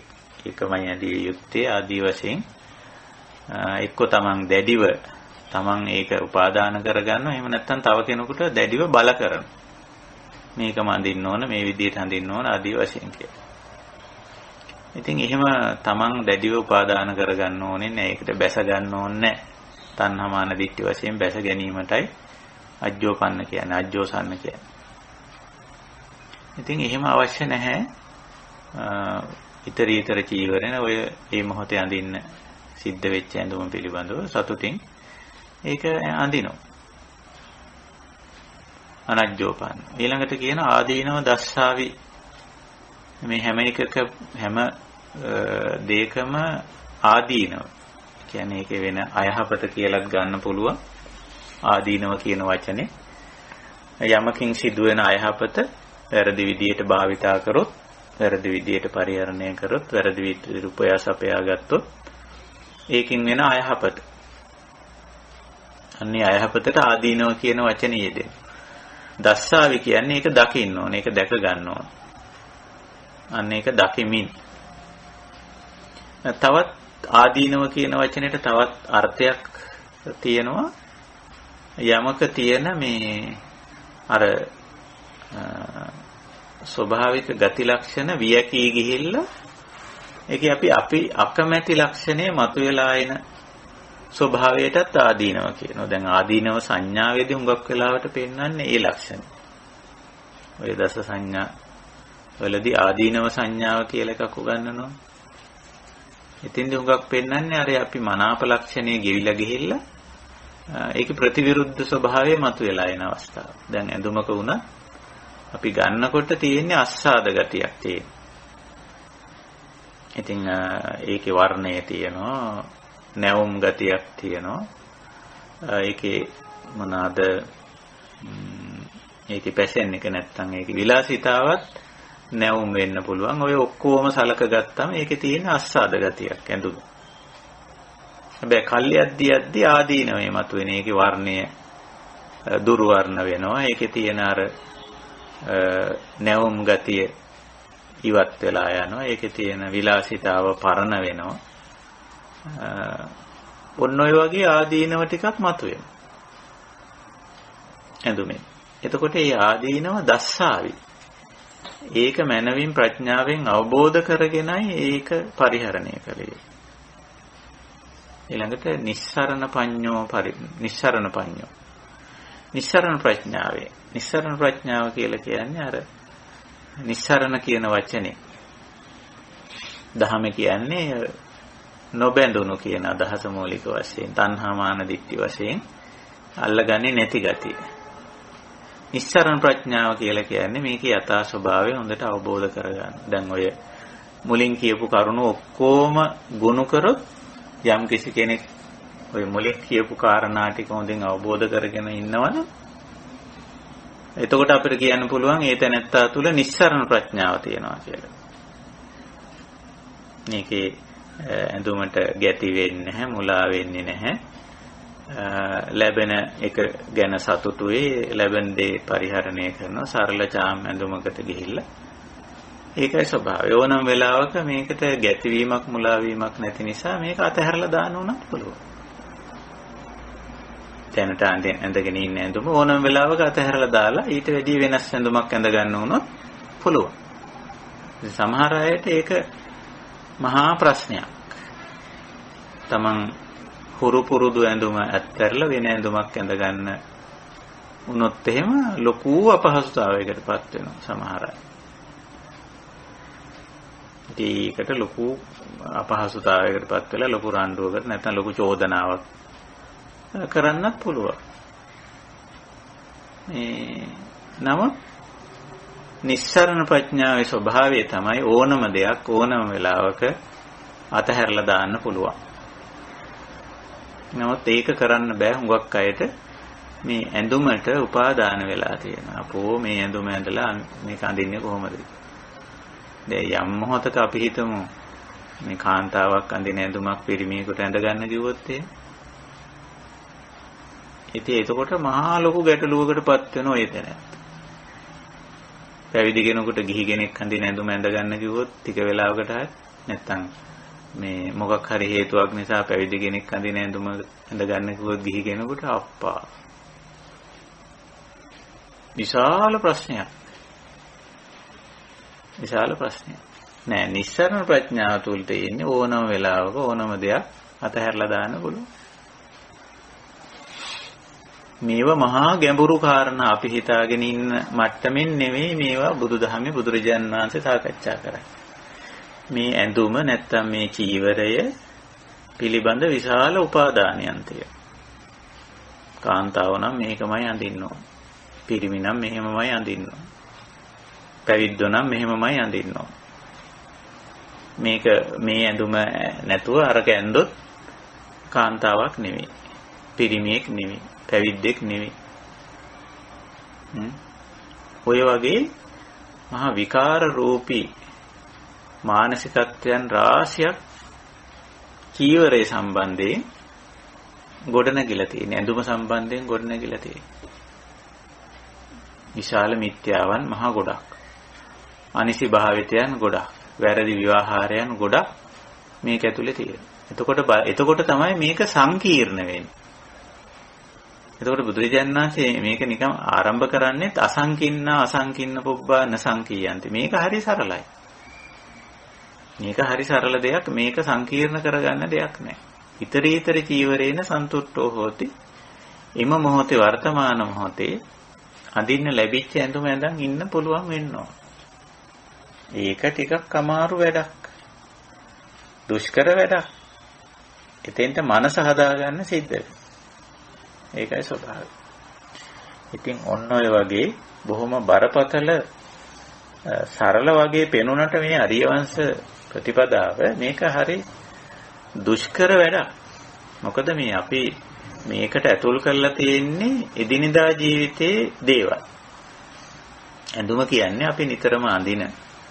ඒක පිළිබඳව විශාල මතිමතාන්තර ගොඩක්, සංකල්ප ගොඩක්, සංකීර්ණ විවාහාරයන් ගොඩක්, භාවිතයන් ගොඩක් ඈඳිලා තියෙන දෙයක් ඇඳුම කියලා කියනවා.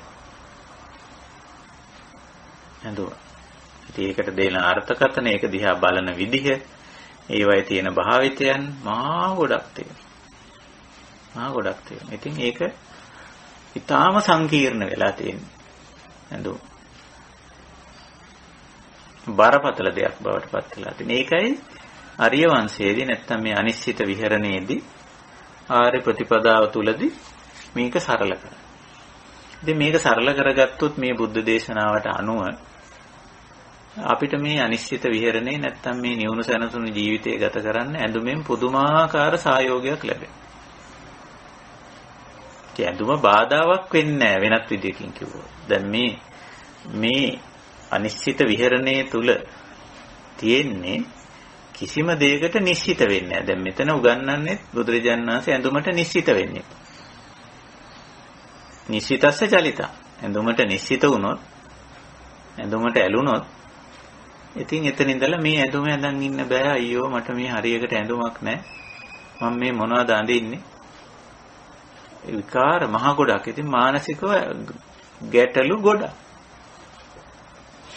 එහෙම නෙමෙයි ආර්ය ප්‍රතිපදාවේ ආර්යයෙකුට නිශ්චිත ඇඳුමක් නැහැ.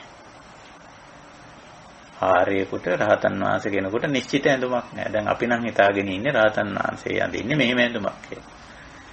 නැහැ. රහතන් වහන්සේගේ නැත්නම් ආර්යයාගේ අඳින ඇඳුමේ තියෙන්නේ ගුණාත්මක භාවයන් ටික.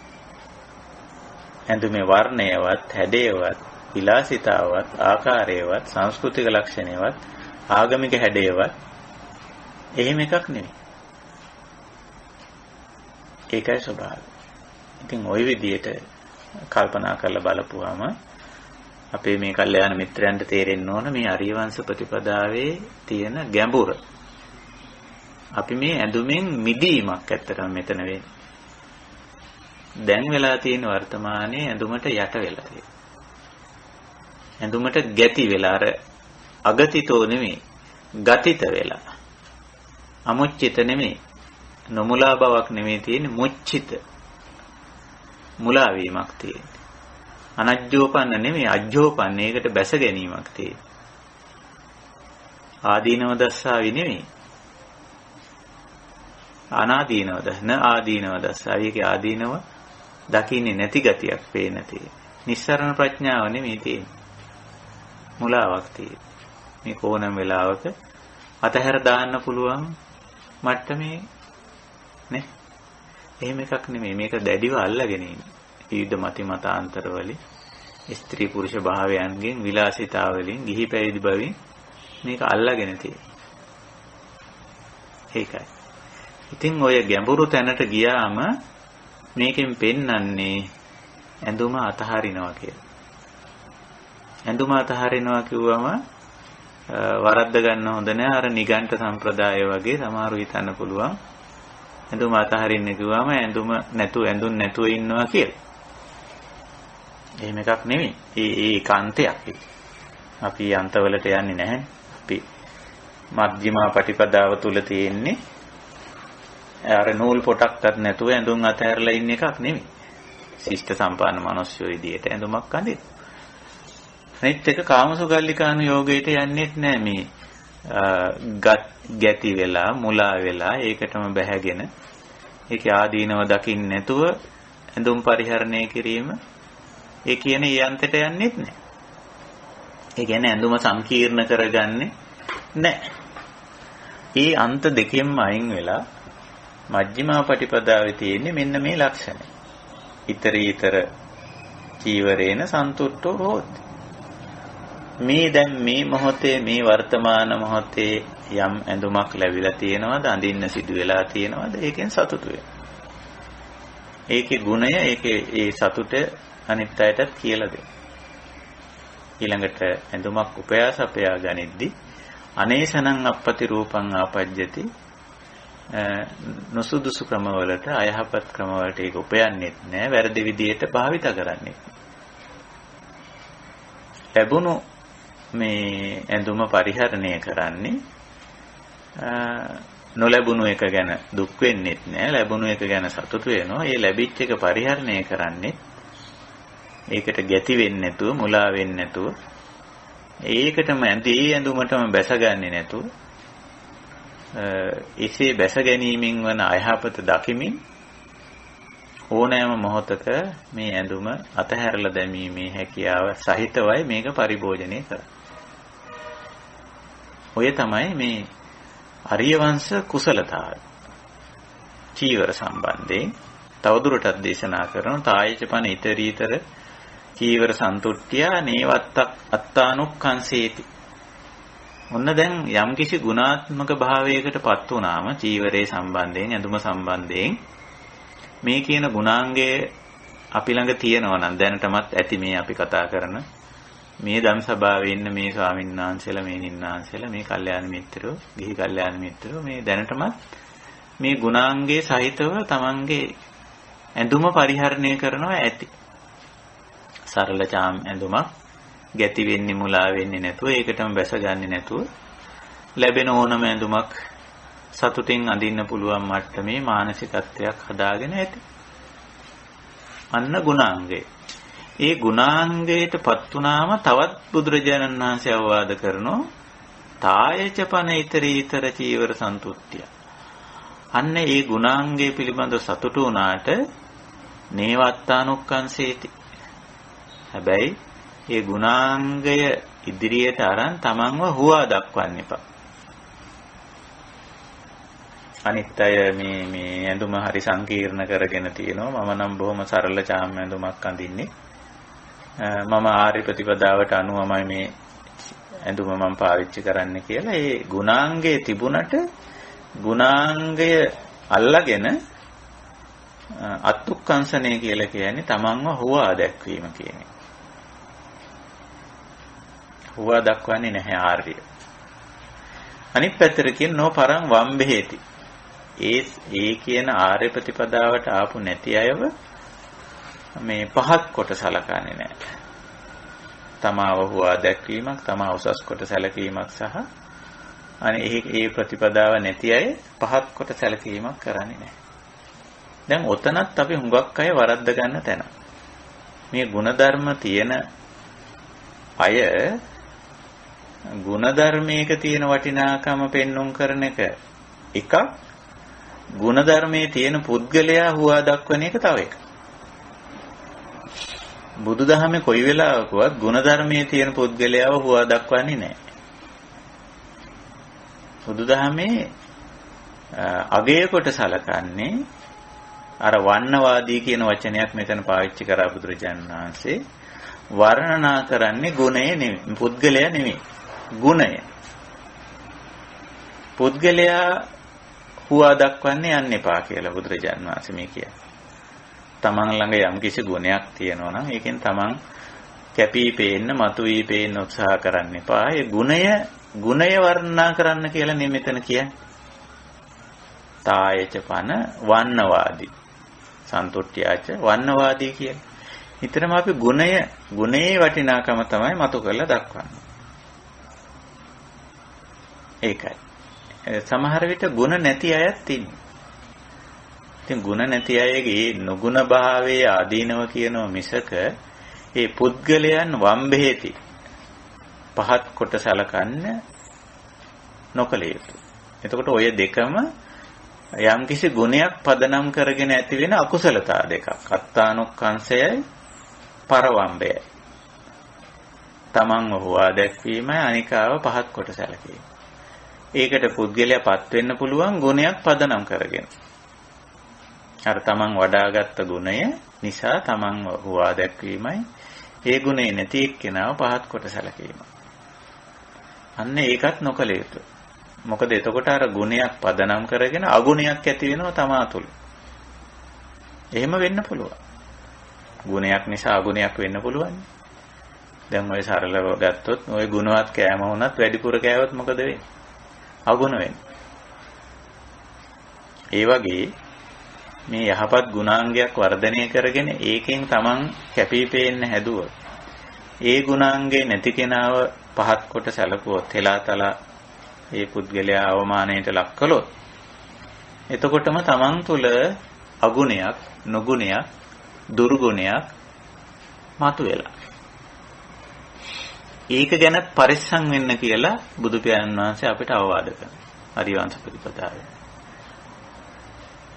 ඒකයි කිව්වේ නෝ නේව අත්තානුක්ඛංසේති නෝ පරං වම්බේති කියලා. අන්තිමට කියන යෝහිතත්ත දක්කෝ අනලසෝ සම්පජානෝ පතිස්සතෝ. මෙන්න මේ ඉහෙතින් කියපු ගුණාංග ටික වර්ධනය කරගන්න දක්කෝ දක්ෂ වෙන්න ඕන. මොකද මේ ගුණාංග වර්ධනය කරගන්න උදව් දෙන්නේ හුඟක් වෙලාවට.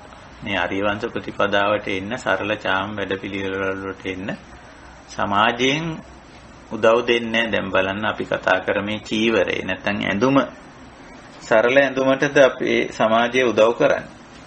ගුණ වර්ණනා කරන්නේ නැහැ. අගේ කරන්නේ වැඩිම විලාසිතාවෙන් වැඩි මේක අඳිනක. වටිනාකමින් වැඩිම ඇඳුම අඳින එක ගැන හුඟක් අය අගය කිරීම තියෙනවා. මේ පැත්තට උනන්දු කිරීමක්, අගය කිරීමක් සාමාන්‍ය අසුතවා පුතුජන සමාජයේ තුල නැහැ. ආර්ය සමාජයේ තුල තියෙනවා. නමුත් අසුතවා පුතුජන සමාජයේ තුල ඒක නැහැ. ඒක නිසා අපි දක්ෂ වෙන්න ඕන. තත්ත දක්කෝ හෝති. බුදුරජාණන් වහන්සේ දේශනා කරනවා දක්ෂ වෙන්න ඕන. ඒ ගුණාංගේ වර්ධනය කරගන්න අමාරු වැඩක්. ಗುಣ වඩා ගන්නවා කියන එක අමාරු වැඩක්. මොකද සමාජයේ නිතරම නුගුණේට, දුර්ගුණේට, අවගුණේට තමයි තල්ලුව තියෙන්නේ. යොමුව තියෙන්නේ. උනන්දු කිරීම තියෙන්නේ. ඇඩ්වර්ටයිස් කරන්නේ. කවුරුවත් මේ සරල ඇඳුම් ඇඩ්වර්ටයිස් කරන්නේ නැහැ. ප්‍රචාරණය කරන්නේ නැහැ. මතු කොට දැක්වීමක් කරන්නේ නැහැ. සේරම කරන්නේ අනිත් පැත්ත. ඒක නිසා මෙතෙන්ට එන්න, ආර්ය වංශයට එන්න, ආර්ය වංශ ප්‍රතිපදාවට එන එක අමාරු වැඩක්. ඒක නිසා අන්තිමට උන්වහන්සේ කියන යෝහි තත්ත දක්කෝ, ඒකට දක්ෂ වෙන්න ඕන. අනලසෝ, කම්මැලි වෙන්න හොඳ නැහැ. අලස කියන්නේ කම්මැලි බව. අනලසෝ, කම්මැලි වෙන්න හොඳ නැහැ. ඒ විතරක් නෙමෙයි සම්පජානෝ පතිස්සතෝ. ඔය අනලසෝ සම්පජානෝ පතිස්සතෝ කියන්නේ අර සතිපට්ඨානයේදී කියන කාරණා තුනමයි. සම්පජානෝ, සතිමා, ආතාපි කියන තුන තමයි. බලන්න විරියට මෙතෙන්දි පාවිච්චි කරලා තියෙන වචනේ අනලසෝ කියන වචන. සතිපට්ඨාන දේශනාවේදී පාවිච්චි කරේ ආතාපි කියන වචන. බෝධිඅංගවලදී විරිය සම්බොජ්ජංග. ආර්යසාංගික මාර්ගයේ සම්මා වායාම. මෙතෙන්දි පාවිච්චි කරේ අනලසෝ. කම්මැලි වෙන්නේ නැතුව සම්පජානෝ, හොඳට මේක අවබෝධ කරගෙන ධර්මානුකූලව හොඳට තේරුම් අරගෙන පතිස්සතෝ, හොඳට සතිමත් භාවයේ තියාගෙන සිහිනුවන වීරිය තුන තියාගෙන මේ ආර්යවංශ ප්‍රතිපදාවේ කටයුතු කරන්න තත්ත්ව දක්කෝ දක්ෂ වෙන්න ඕන. අයං උච්චති බික්කවේ බිකු පෝරාණේ අග්ගඤ්ඤේ ආර්යවංශේ තිතෝ. මොන දැන් ඒක ආර්යවංශ ප්‍රතිපදාවක් අපිට පැහැදිලි කරගත්තා. අපි පැහැදිලි වුණා මේක අපි හිතන තරම් පහසු නෑ. හැබැයි අපහසුයෙන් වුණොත් මේකට ආවොත් අන්න නිවුණු සැනසුණු ජීවිතයකට මඟ පෑදෙනවා. දැන් අපි මේ සාකච්ඡා කරගෙන යන්නේ මේ නිවුණු සැනසුණු ජීවිතේ පවත්වගෙන යන්නට අවශ්‍ය කරන දේවල් බුද්ධ දේශනාව ඇසුරු කරගෙන. හොඳයි, මම ඔය මගේ සාකච්ඡාවතකින් විරාම කරනවා. මේ ආර්යවංශ දේශනාවේ තවත් කරුණු තුනක් ඉදිරියට තියෙනවා. පළවෙනි කාරණේ ගැන අපි ගොඩාක් කරුණු පැහැදිලි කරගත්ත නිසා ඉදිරි කාරණා ගැන අපිට සාකච්ඡා කරන්න පහසු වෙයි. ඒක අපි ඉදිරි සාකච්ඡාවකට තියමු. අපි හිත නෙමෙයි අනිද්දාට නැවතත් මේ සාකච්ඡාවට සුපුරුදු විදිහට එකතු වෙනවා. සුපුරුදු වෙලාවෙදිම. ඉතින් මෙතෙන් සිට අපි ආරාධනා කරනවා අපේ කල්යාණ මිත්‍ර පිරිසට මේ ආර්යවංශ ප්‍රතිපදාව පිළිබඳව සාකච්ඡාවකට එළඹෙන්න.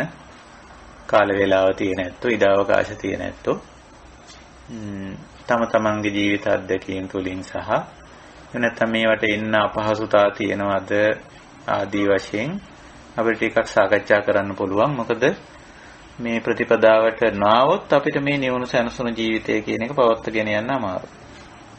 මේ අනිශ්චිත විහරණය ගොඩ නගන්න තමයි මේ වගේ ප්‍රතිපදා බුදුරජාණන් වහන්සේ අපිට හඳුන්වා දීලා තියෙන්නේ. හොඳයි, එහෙමනම් අපි මෙතෙන් සිට ධර්ම සාකච්ඡාවට යොමු වෙනවා වෙනදා වගේ. මේ සඳහා අවස්ථාව.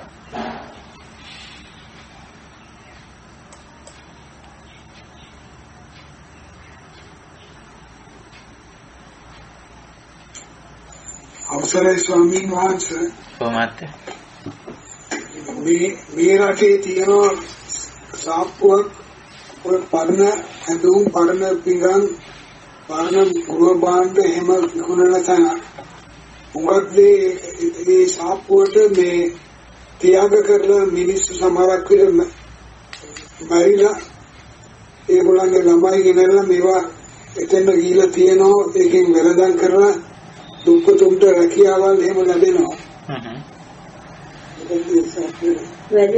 වැලි විලේ එතන හොඳ භාණ්ඩ හිතන් තියෙනවා. හොඳ චීවර හැම දෙයක්ම තියෙනවා. එතෙන්ට උගල් දෙනෙක් දැන් ඒ සාප්පුවට ගිහිල්ලා බඩු ගන්නවා. ඔය ඒක අපේ අර ආරිවංශයටත් එරකම අපි කිව්ව පංසකෝල කියලා වෙන කෙනෙක් ඉතින් භාවිතා කරපු එකක්. සමහර අය අර මානී අය වෙන කෙනෙක් භාවිතා කරපු එකක් භාවිතා කරන්න එච්චර කැමති නැහැ. නමුත් අපිට පුළුවන් වෙන කෙනෙක් පාවිච්චි කරපු දෙයක් වුණත් තවදුරටත් අපිට පාවිච්චි කරන්න පුළුවන් නම් ඒක පිරිසිදු කරලා ප්‍රතිසංස්කරණය කරන්න, ඒකේ කැඩුම් බිඳුම් මොනාරි හදන්න තියෙනවා නම් ඒක හදලා ඒක තව කාලයක් පරිහරණය කරන්න පුළුවන් නේ. ඒක පිරිසිදු කරලා එහෙම තියෙන්නේ. එහෙනම් අඩු මිලට ලැබෙනවා. ඔය දෙක වැලියු විලේජ් කියලා කියන්නේ. ඔබ ඇඳුම් ස්වාමීන් වහන්සේ මම ගිහින් අරගෙන එනවා. සමහරක් වෙලාවට ගියාම අලුත්ම අලුත් ඇඳුම් ටැග්ස් එක්ක මේ ළමෝ අඳින්නේ නැහැ මේ රටේ මිනිස්සු එහෙම තමයි. බොහොම අඩුවට මට ලැබෙනවා. ඔය ඒක අර අපේ පංසකූල ප්‍රතිපදාව තමයි ඒක. ඉතින් අත්තර දමෝ දෙන්නේ දැන් අපිට නිකම්ම නෙමෙයි අපි පොඩි මුදලක් ඒකට මොකද ඒගොල්ලෝ ඒක පිරිසිදු කරලා ඒක නිසි තැන ගෙනල්ලා තියලා නිසි විදියට ලබා ගන්න වැඩපිළිවෙලක් හදලා තියෙනෝනේ. ඒ වැඩපිළිවෙලටනේ අපි අර පොඩි ගෙවීමක් කරන්නේ. ඒක ඉතින් අපි කොහොමදත් කරන්න ඕනනේ. ඉතින් හොඳ දෙයක් ඒක. හොඳ දෙයක් කියන්නේ කෙලින්ම අපේ ආර්ය ප්‍රතිපදාවේ වැඩක් ඒක. ඉතින් අපේ වුණත් අපේ ගෙවල් දොරවල් වල අපි පරිහරණය කරන පාවිච්චි කරන්නේ නැති දෙයක්. අපිට පුළුවන් වෙන කෙනෙකුගෙන් අහලා මෙන්න මේක මම දැන් පාවිච්චි කරන්නේ නැහැ. ඔයා කැමති නම් ගන්න. මේක තවම හොඳයි. මේක පාවිච්චි කරන්න පුළුවන් තව කාලයක් කියලා අපිට පුළුවන් මේ එහෙම වැඩපිළිවෙලක් කරන්න. මේ අපේ නිවසක වුණත් එහෙම මේ හොදලා කියලා පිළියෙල කරලා තියලා තියන්න පුළුවන් මේ පංසකෝල ප්‍රතිපදාව පුරණ නැත්තන්ට ඒක ගෙනියන්න පුළුවන්. අරගෙන ගිහිල්ලා පාවිච්චි කරන්න පුළුවන්. ඒක හොඳ ක්‍රමයක් ඇත්තට. මේක ආර්ය ක්‍රමයක්. කොහේ තිබුණත් පොඩ්ඩක් කරන උදවියට රැකියාවල් ලැබෙනවා. අපි දීලා තියනවා එතන තියෙන ගමන් අපි ගන්නවා පරවලාට එතන තියෙන බල වැලියු විලේජ් කියලා කියනවා. පිටිස් මිනිස්සුන්ට උදව් කරනවා. ඒකෙන් මේ ඩයබටිස් හදිච්ච කට්ටියට එහෙමත් උදව් වෙනවා. ඒගොල්ලන්ගේ ලැබෙන ලාභවලින්. ඉතින් ඒක හොඳ එකක් නේ අපි ආර්ය ප්‍රතිපදාවට සම්බන්ධ එකක්. ඒකේ තව පොඩි ගැටලුකාරී පැත්තකුත් අපි ඕකේ තියෙන මතු කරන්න ඕනේ. ඉතින් අර සමහර මේ අය තමන් ළඟ තියෙන මේ අපද්‍රව්‍ය ඉවත් කර ගැනීමේ ක්‍රමවේදයක් හැටියටත් ඔය වගේ දේවල් දැනට ලෝකේ සමහර අය පාවිච්චි කරනවා. ඒ කියන්නේ දැනට ඔය ඇඳුම් උනත් සෑහෙන විශාල අපද්‍රව්‍යයක් වෙලා තියෙනවා. මොකද දැන් ඇඳුම් භාවිතය සංකීර්ණ වෙච්ච නිසා ඇඳුම් ගොක් අය මේ දිගට මහලා ඒක ඇඳුම පරිහරණය කරන්න බැරි වෙනකම් මේක පාවිච්චි කරන්නේ නැති වෙන අය සමහර වෙලාවට ඒගොල්ලන්ගේ අපද්‍රව්‍ය බැහැර කර ගැනීමේ ව්‍යාපෘතියක් හැටියට කරන අවස්ථාවක් තියෙනවා. එහෙම කළොත් ඒකේ දෝෂය තියෙන්නේ කරන එක්කෙනාටයි. හැබැයි ගන්න එක්කෙනාට ඒකේ දෝෂයක් නැහැ. මොකද ගන්න එක්කෙනා පංචකෝල ප්‍රතිපදාවට අවතීර්ණ වෙලා කරන වැඩක් නේ. ඉතින් අපි ඕක කරනකොට ඔන්න අපි ඒ ප්‍රතිපත්තිය එවැනි වංචනික අදහසකට අපි පෙළඹෙන්න හොඳ නැහැ. අපි මේක තව කෙනෙකුට දෙන්නේ අපේ කුණුගොඩ බැහැර කර ගැනීමේ මේ අවශ්‍ය උපක්‍රමයක් විදිහටද නැත්නම් අපි ඇත්ත වශයෙන්ම මේක පරිහරණය කරන්න නැහැ. අපි ඒක තව කෙනෙකුට පරිහරණය කරන්න පුළුවන්, තවදුරටත් මේක භාවිතා කරන්න පුළුවන් නිසා තව කෙනෙකුට දෙනවද කියලා අර ආර්ය ප්‍රතිපදාවේ ඉඳගෙන මොන අපි ඒක කරන්න. දැන් අපි යමක් දෙනවා නම් නැත්නම් අපි එතන පොඩි දෝෂයකට හසු වෙනවා අපේ පැත්තේ. ඉතින් ගන්නකොට නම් කිසිම ගැටලුවක් නැහැ. වෙන කෙනෙක්ගෙන් අපිට අහන්න පුළුවන් ඔයා මේක පාවිච්චි කරන්නේ නැද්ද? මම ගන්නද? ඉතින් ගන්න කිව්වම ඉතින් ප්‍රශ්නයක් නැහැ. දෙනකොටත් අපිට එයා පරිහරණය කරන්නේ නැහැ කියලා අපිට දුන්නොත් එයාගේ අයිතිය අතෑරියොත් අපිට ඒක පංසකූල සංඥාවකට කියන්නේ පංසකූල සංඥාව කියලා. ඉතින් දුන්නමත් ඒක පංසකූල සංඥාවෙන්ම ගන්න පුළුවන්. විචිකරුප එකත් පංසකූල සංඥාවෙන් ගන්න පුළුවන්. වෙන කෙනෙක් අත්හල දෙයි. ඉතින් ඇත්තටම හොඳ ආර්ය ප්‍රතිපදාවක් මේකෙන් වාසි ගණනාවක් සිද්ධ වෙනවා. එකක් තමයි පළවෙනිම දේ ලබා ගන්න පුද්ගලයා අනතිමානී වෙනවා. අපි ඒක ගන්නවා නම් පාංශකූලයේ ගන්න කෙනා අනතිමානී වෙනවා. අර මානයක් නැහැ. අනතිමානී වෙලා අනිත් එක්කෙනා පාවිච්චි කර දේ පරිහරණය කර දේ. ඊළඟට දෙන කෙනා එයත් අර මේ ආර්ය වංශයට ඇවිල්ලා උපරිම වශයෙන් මේ සම්පත් පරිහරණය කිරීමේ ප්‍රතිපදාවට යොමු වෙලා තියෙනවා. ඊළඟට ලෝකේ අපිට තියෙන සම්පත් නාස්ති වීම මේකෙන් හුඟක් අඩු වෙනවා. නැත්නම් අපි මෙච්චර මේ දේවල් හදලා පොඩි වෙලාවකට පාවිච්චි කරලා විසි කරනවා නම් එතන ගොඩාක් සම්පත් නාස්ති වීමක් වෙනවා.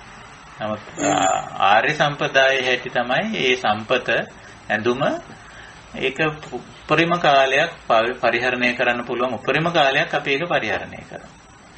ඉතින් ඒ වගේ වාසි රැසක් අධ්‍යාත්මික පාරිසරික ඊළඟට සම්බන්ධතාවල වුණත් හුඟක් යහපත් දෙයක් වෙනවා. දැන් අපි පාවිච්චි කරන්න පුළුවන් අපි පාවිච්චි නොකරන දෙයක් තව කෙනෙකුට හොඳට හොදලා කියලා පිරිසිදු කරලා හරි ගස්සලා බොහොම කරුණාවෙන් ඒක පරිත්‍යාග කරපුවාම අර තැනත්තා අතර යහපත් සම්බන්ධතාවයකුත් ගොඩ නැගෙනවා සමහර වෙලාවට.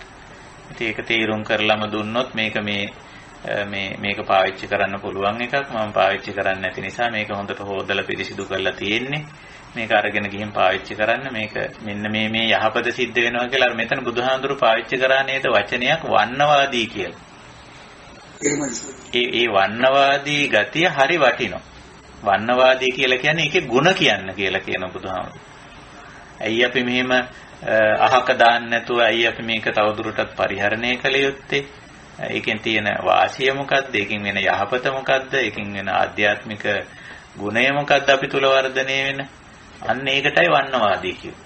ඉතින් ඒක කියලා දුන්නොත් එහෙම හුඟක් අය ඒකට නැමෙනවා. හුරු පුරුදු වෙනවා. ඒ වගේ ගොඩාක් වාසි තියෙනවා. ඉතින් ලෝකෙ කොහේ කෙරුණත් අපි කෙරෙන දේ ආර්ය වංශයේ ආර්ය ප්‍රතිපදාවක් හැටියටම දකිමු. ඒකයිනේ.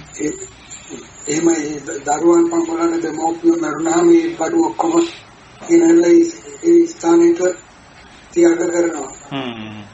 අපිත් ගෙනල්ලා තියනවා ඔය මේ ඇඳපු නොඇඳපු ජීවන ලංකාවට ඇවිල්ලා විශ්වවිද්‍යාලයට යන ළමයිට වෙලා දීලා තියෙනවා. ඒගොල්ලෝ බොහොම සතුටින් අරගෙන තියෙනවා. ඔව් ඉතින් ඒක හරි වටින දෙයක් නේ. දැන් වෙනත් අපිට සාකච්ඡා කළ යුතු දේ නැතිනම් අපි දහම් හමුව නිමා කරන්නත් පුළුවන්. අපි සුපුරුදු විදියට හිට නෙමෙයි අනිද්දා මේ වගේම අපේ සුපුරුදු වෙලාවට දහම් හමුවට එකතු වෙනවා. ඉතින් අදත් අපේ මාතෘකාව මේ අනිශ්චිත විහරණයමයි. ඉතින් ඒකෙදි මේ ආර්යවංශ සූත්‍රය අපි ඉදිරියට ගත්තේ මේක හුඟක් මේ අනිශ්චිත විහරණයට උපකාර වෙන මේ දේශනාවක්. හුඟක් මේ අපි මේ පාවිච්චි කරන අපේ දෛනික එදිනෙදා ජීවිතයේ අපි පරිහරණය කරන භාවිතා කරන දේවල් වලට ගොඩක් නිශ්චිත බවක් තියෙනවා. දැන් ඔය ඇඳුමට අපි බැලුවොත් හරිය ගොඩාක් නිශ්චිතයි. ඒකට හුඟක් මේ තදින් බැඳිලා ඉන්නේ. විවිධ විදියට ආගමික වශයෙන් එක්ක බැඳිලා, එහෙම නැත්නම් සංස්කෘතික වශයෙන් බැඳිලා, එහෙම නැත්නම් ස්ත්‍රී පුරුෂ භාවය මත එහෙම බැඳිලා, එහෙම නැත්නම් නිල ඇඳුම කියලා සමහර ඒවාට නිල වශයෙන් ඇඳුම් තියෙනවා. එහෙම බැඳිලා ගොඩාක් අපිට පේන්න තියෙන්නේ අනිශ්චිත බවකට වඩා නිශ්චිත බව. ඉතින් එතකොට මේ අනිශ්චිත විහරණය ගොඩ නැගින්නේ ඇඳුමට නිශ්චිත වෙලා. ඉතින් නිශ්චිතස්ස චලිතං. ඉතින් නිශ්චිත වුණාම අන්න චලිතයක් වෙනවා. එතන ඉතින් කිසියම් ක්ලේශයක් උපදිනවා. ඉතින් අනිශ්චිත වුණාම මේවයි කෙලෙස් ගෙවිලා යනවා. නිකලෙස් වෙනවා. එක පැත්තකින් අධ්‍යාත්මිකව ලොකු දියුණුවක් ඒක. අනිත් එක මේ බාහිර වශයෙන් ගත්තම හරියම පහසුයි. ලේසි, සරලයි. ඉතින් ඒ විදිහට අපි හුරු පුරුදු වෙනවනම් ඒක තමයි ආර්ය ප්‍රතිපදාව. ආර්ය වංශයේ ක්‍රමය. ඉතින් අපි උගාක් උත්සාහ කරන්න ඕන අපි මේ කතා බහ කරන දේ ප්‍රායෝගික කරගන්න. න්‍යායික කාරණා අවශ්‍ය තරම් සෑහෙන කරුණු කාරණා බුදුරජාණන් වහන්සේ අපිට දේශනා කරලා තියෙනවා. අනිශ්චිත විහරණයකට අවශ්‍ය කරන සෑහෙන තරම් කරුණු. ඉතින් මේවා අපි මේ සූත්‍ර ඉදිරිපත් කරගෙන මේ සාකච්ඡා කරන්නේ. ඉතින් ඒ වයින් අපිට මේ කරුණු මතු කරගන්න පුළුවන්. ඉතින් මතු කරගෙන අපි උඟක් උත්සාහ කරන්න ඕන ඔය ලද්දාච චීවර ලැබෙන දේ අර ඊතරීතර කියන වචනේ හරි වැදගත්. වර්තමාන මොහොතේ අපිට භාවිතා කරන්න, පරිහරණය කරන්න, පාවිච්චි කරන්න සිද්ධ වෙන ඇඳුමයි. ඒකේ අර මූලික ගුණාංග ටික තියෙනවා නම් විලිවසා ගැනීමක්, ශිෂ්ට සම්පන්න භාවයේ තියෙනවා නම් එච්චරනේ. ඕකේ කල්චර් එක, ඕකේ නැත්තම් සංස්කෘතික භාවය, ආගමික භාවය, වෘත්තීය භාවය, ස්ත්‍රී පුරුෂ භාවය, ඔය වගේ දේවල් තියෙන්න පුළුවන්. නමුත් ඒවට නිශ්චිත වෙන්න හොඳ නැහැ. නිශ්චිත වුණ ගමන්ම ලොකු ප්‍රශ්න ගැටලු පැන නගිනවා. ඒකයි ස්වභාවය. ඉතින් සංකීර්ණ කරගන්නේ නැතුව අසංකීර්ණ පුබ්බන සංකීයන්ති නසංකීයසන්ති කියලා බුදුරජාණන් වහන්සේ පැහැදිලි කරලා තියෙනවා. සංකීර්ණ කරගන්නේ නැතුව සරල කරගෙන ඒ සරල ඇඳුමටත් නිශ්චිත වෙන්නේ නැතුව ඒ සරල භාවයේ අත්ුක්කංශණයට පරවම්බණයට පාවිච්චි කරන්නේත් නැතුව තත්ත දක්කෝ හෝති අනලසෝ සම්පජානෝ පතිස්සතෝ කියපු විදිහට සීනුවණින් වීරියෙන් යුතුව මේක පරිහරණය කරොත් ඇඳුම තුල නිවීමක් තියෙනවා. ඇඳුම තුල නිවන් දැකීමක් තියෙනවා. ඇඳුම තුල චීවරයේ තුල නිවීමක් සැනසීමක් තියෙනවා. ඒක මේ ආර්ය වංශයේදී උගන්වන්නේ. මම හිතනවා මේ කාරණේ අපේ කල්යාණ මිත්‍රයන්ට තේරුම් ගන්නත් පුළුවන්. පුළුවන් නම් ඒකේ වන්නවාදී වෙන්න. වන්නවාදී කියන්නේ ඒකේ ಗುಣ අනිත් පැත්තන්ට කියලා දෙන්න. මෙන්න මේකයි මේකේ තියෙන්නේ කියලා. ඒ පැත්තන්ටත් අනිශ්චිත වෙන්න පුළුවන් වෙයි චීවරේ. ඉතින් මේ කරුණු කාරණාත් අපි මේ නිවුණු සැනසුණු ජීවිතයට එකතු කරගමු. එහෙමනම් අද දහම් හමුව අපි මෙතකින් නිමා කරන වෙනදා වගේම මේ උතුම් අවස්ථාවට එකතු වුණු අපේ පූජනීය ස්වාමීන් වහන්සේලා, මෙහෙණින් වහන්සේලා ඇතුළු අපේ කල්යාණ මිත්‍ර සැමට අපි මේ කතා කරන තථාගත ධම අපි මේ මතු කරගන්න උතුම් ආර්ය ධම නිවීම සැනසීම පිණිසම උපකාරී කරගන්න ශක්තිය ධෛර්යය ලැබේවා. ඒ තුලින් මේ ජීවිතයේදීම අපි හැමෝටම නිර්වාණ ධර්මයේ සාක්ෂාත් කරගන්නට මේ ධර්ම කාරණයක් මේ අපි කතා කරන ආර්යවංශ ප්‍රතිපදාවත් උපකාරී වේවා, උපනිශ්‍රේ වේවා කියන උතුම් අදිෂ්ඨානයේ අදත් අපේ සදාම් හමුව නිමා කරනවා. හැම දිනාටම තෙරුවන් සරණයි.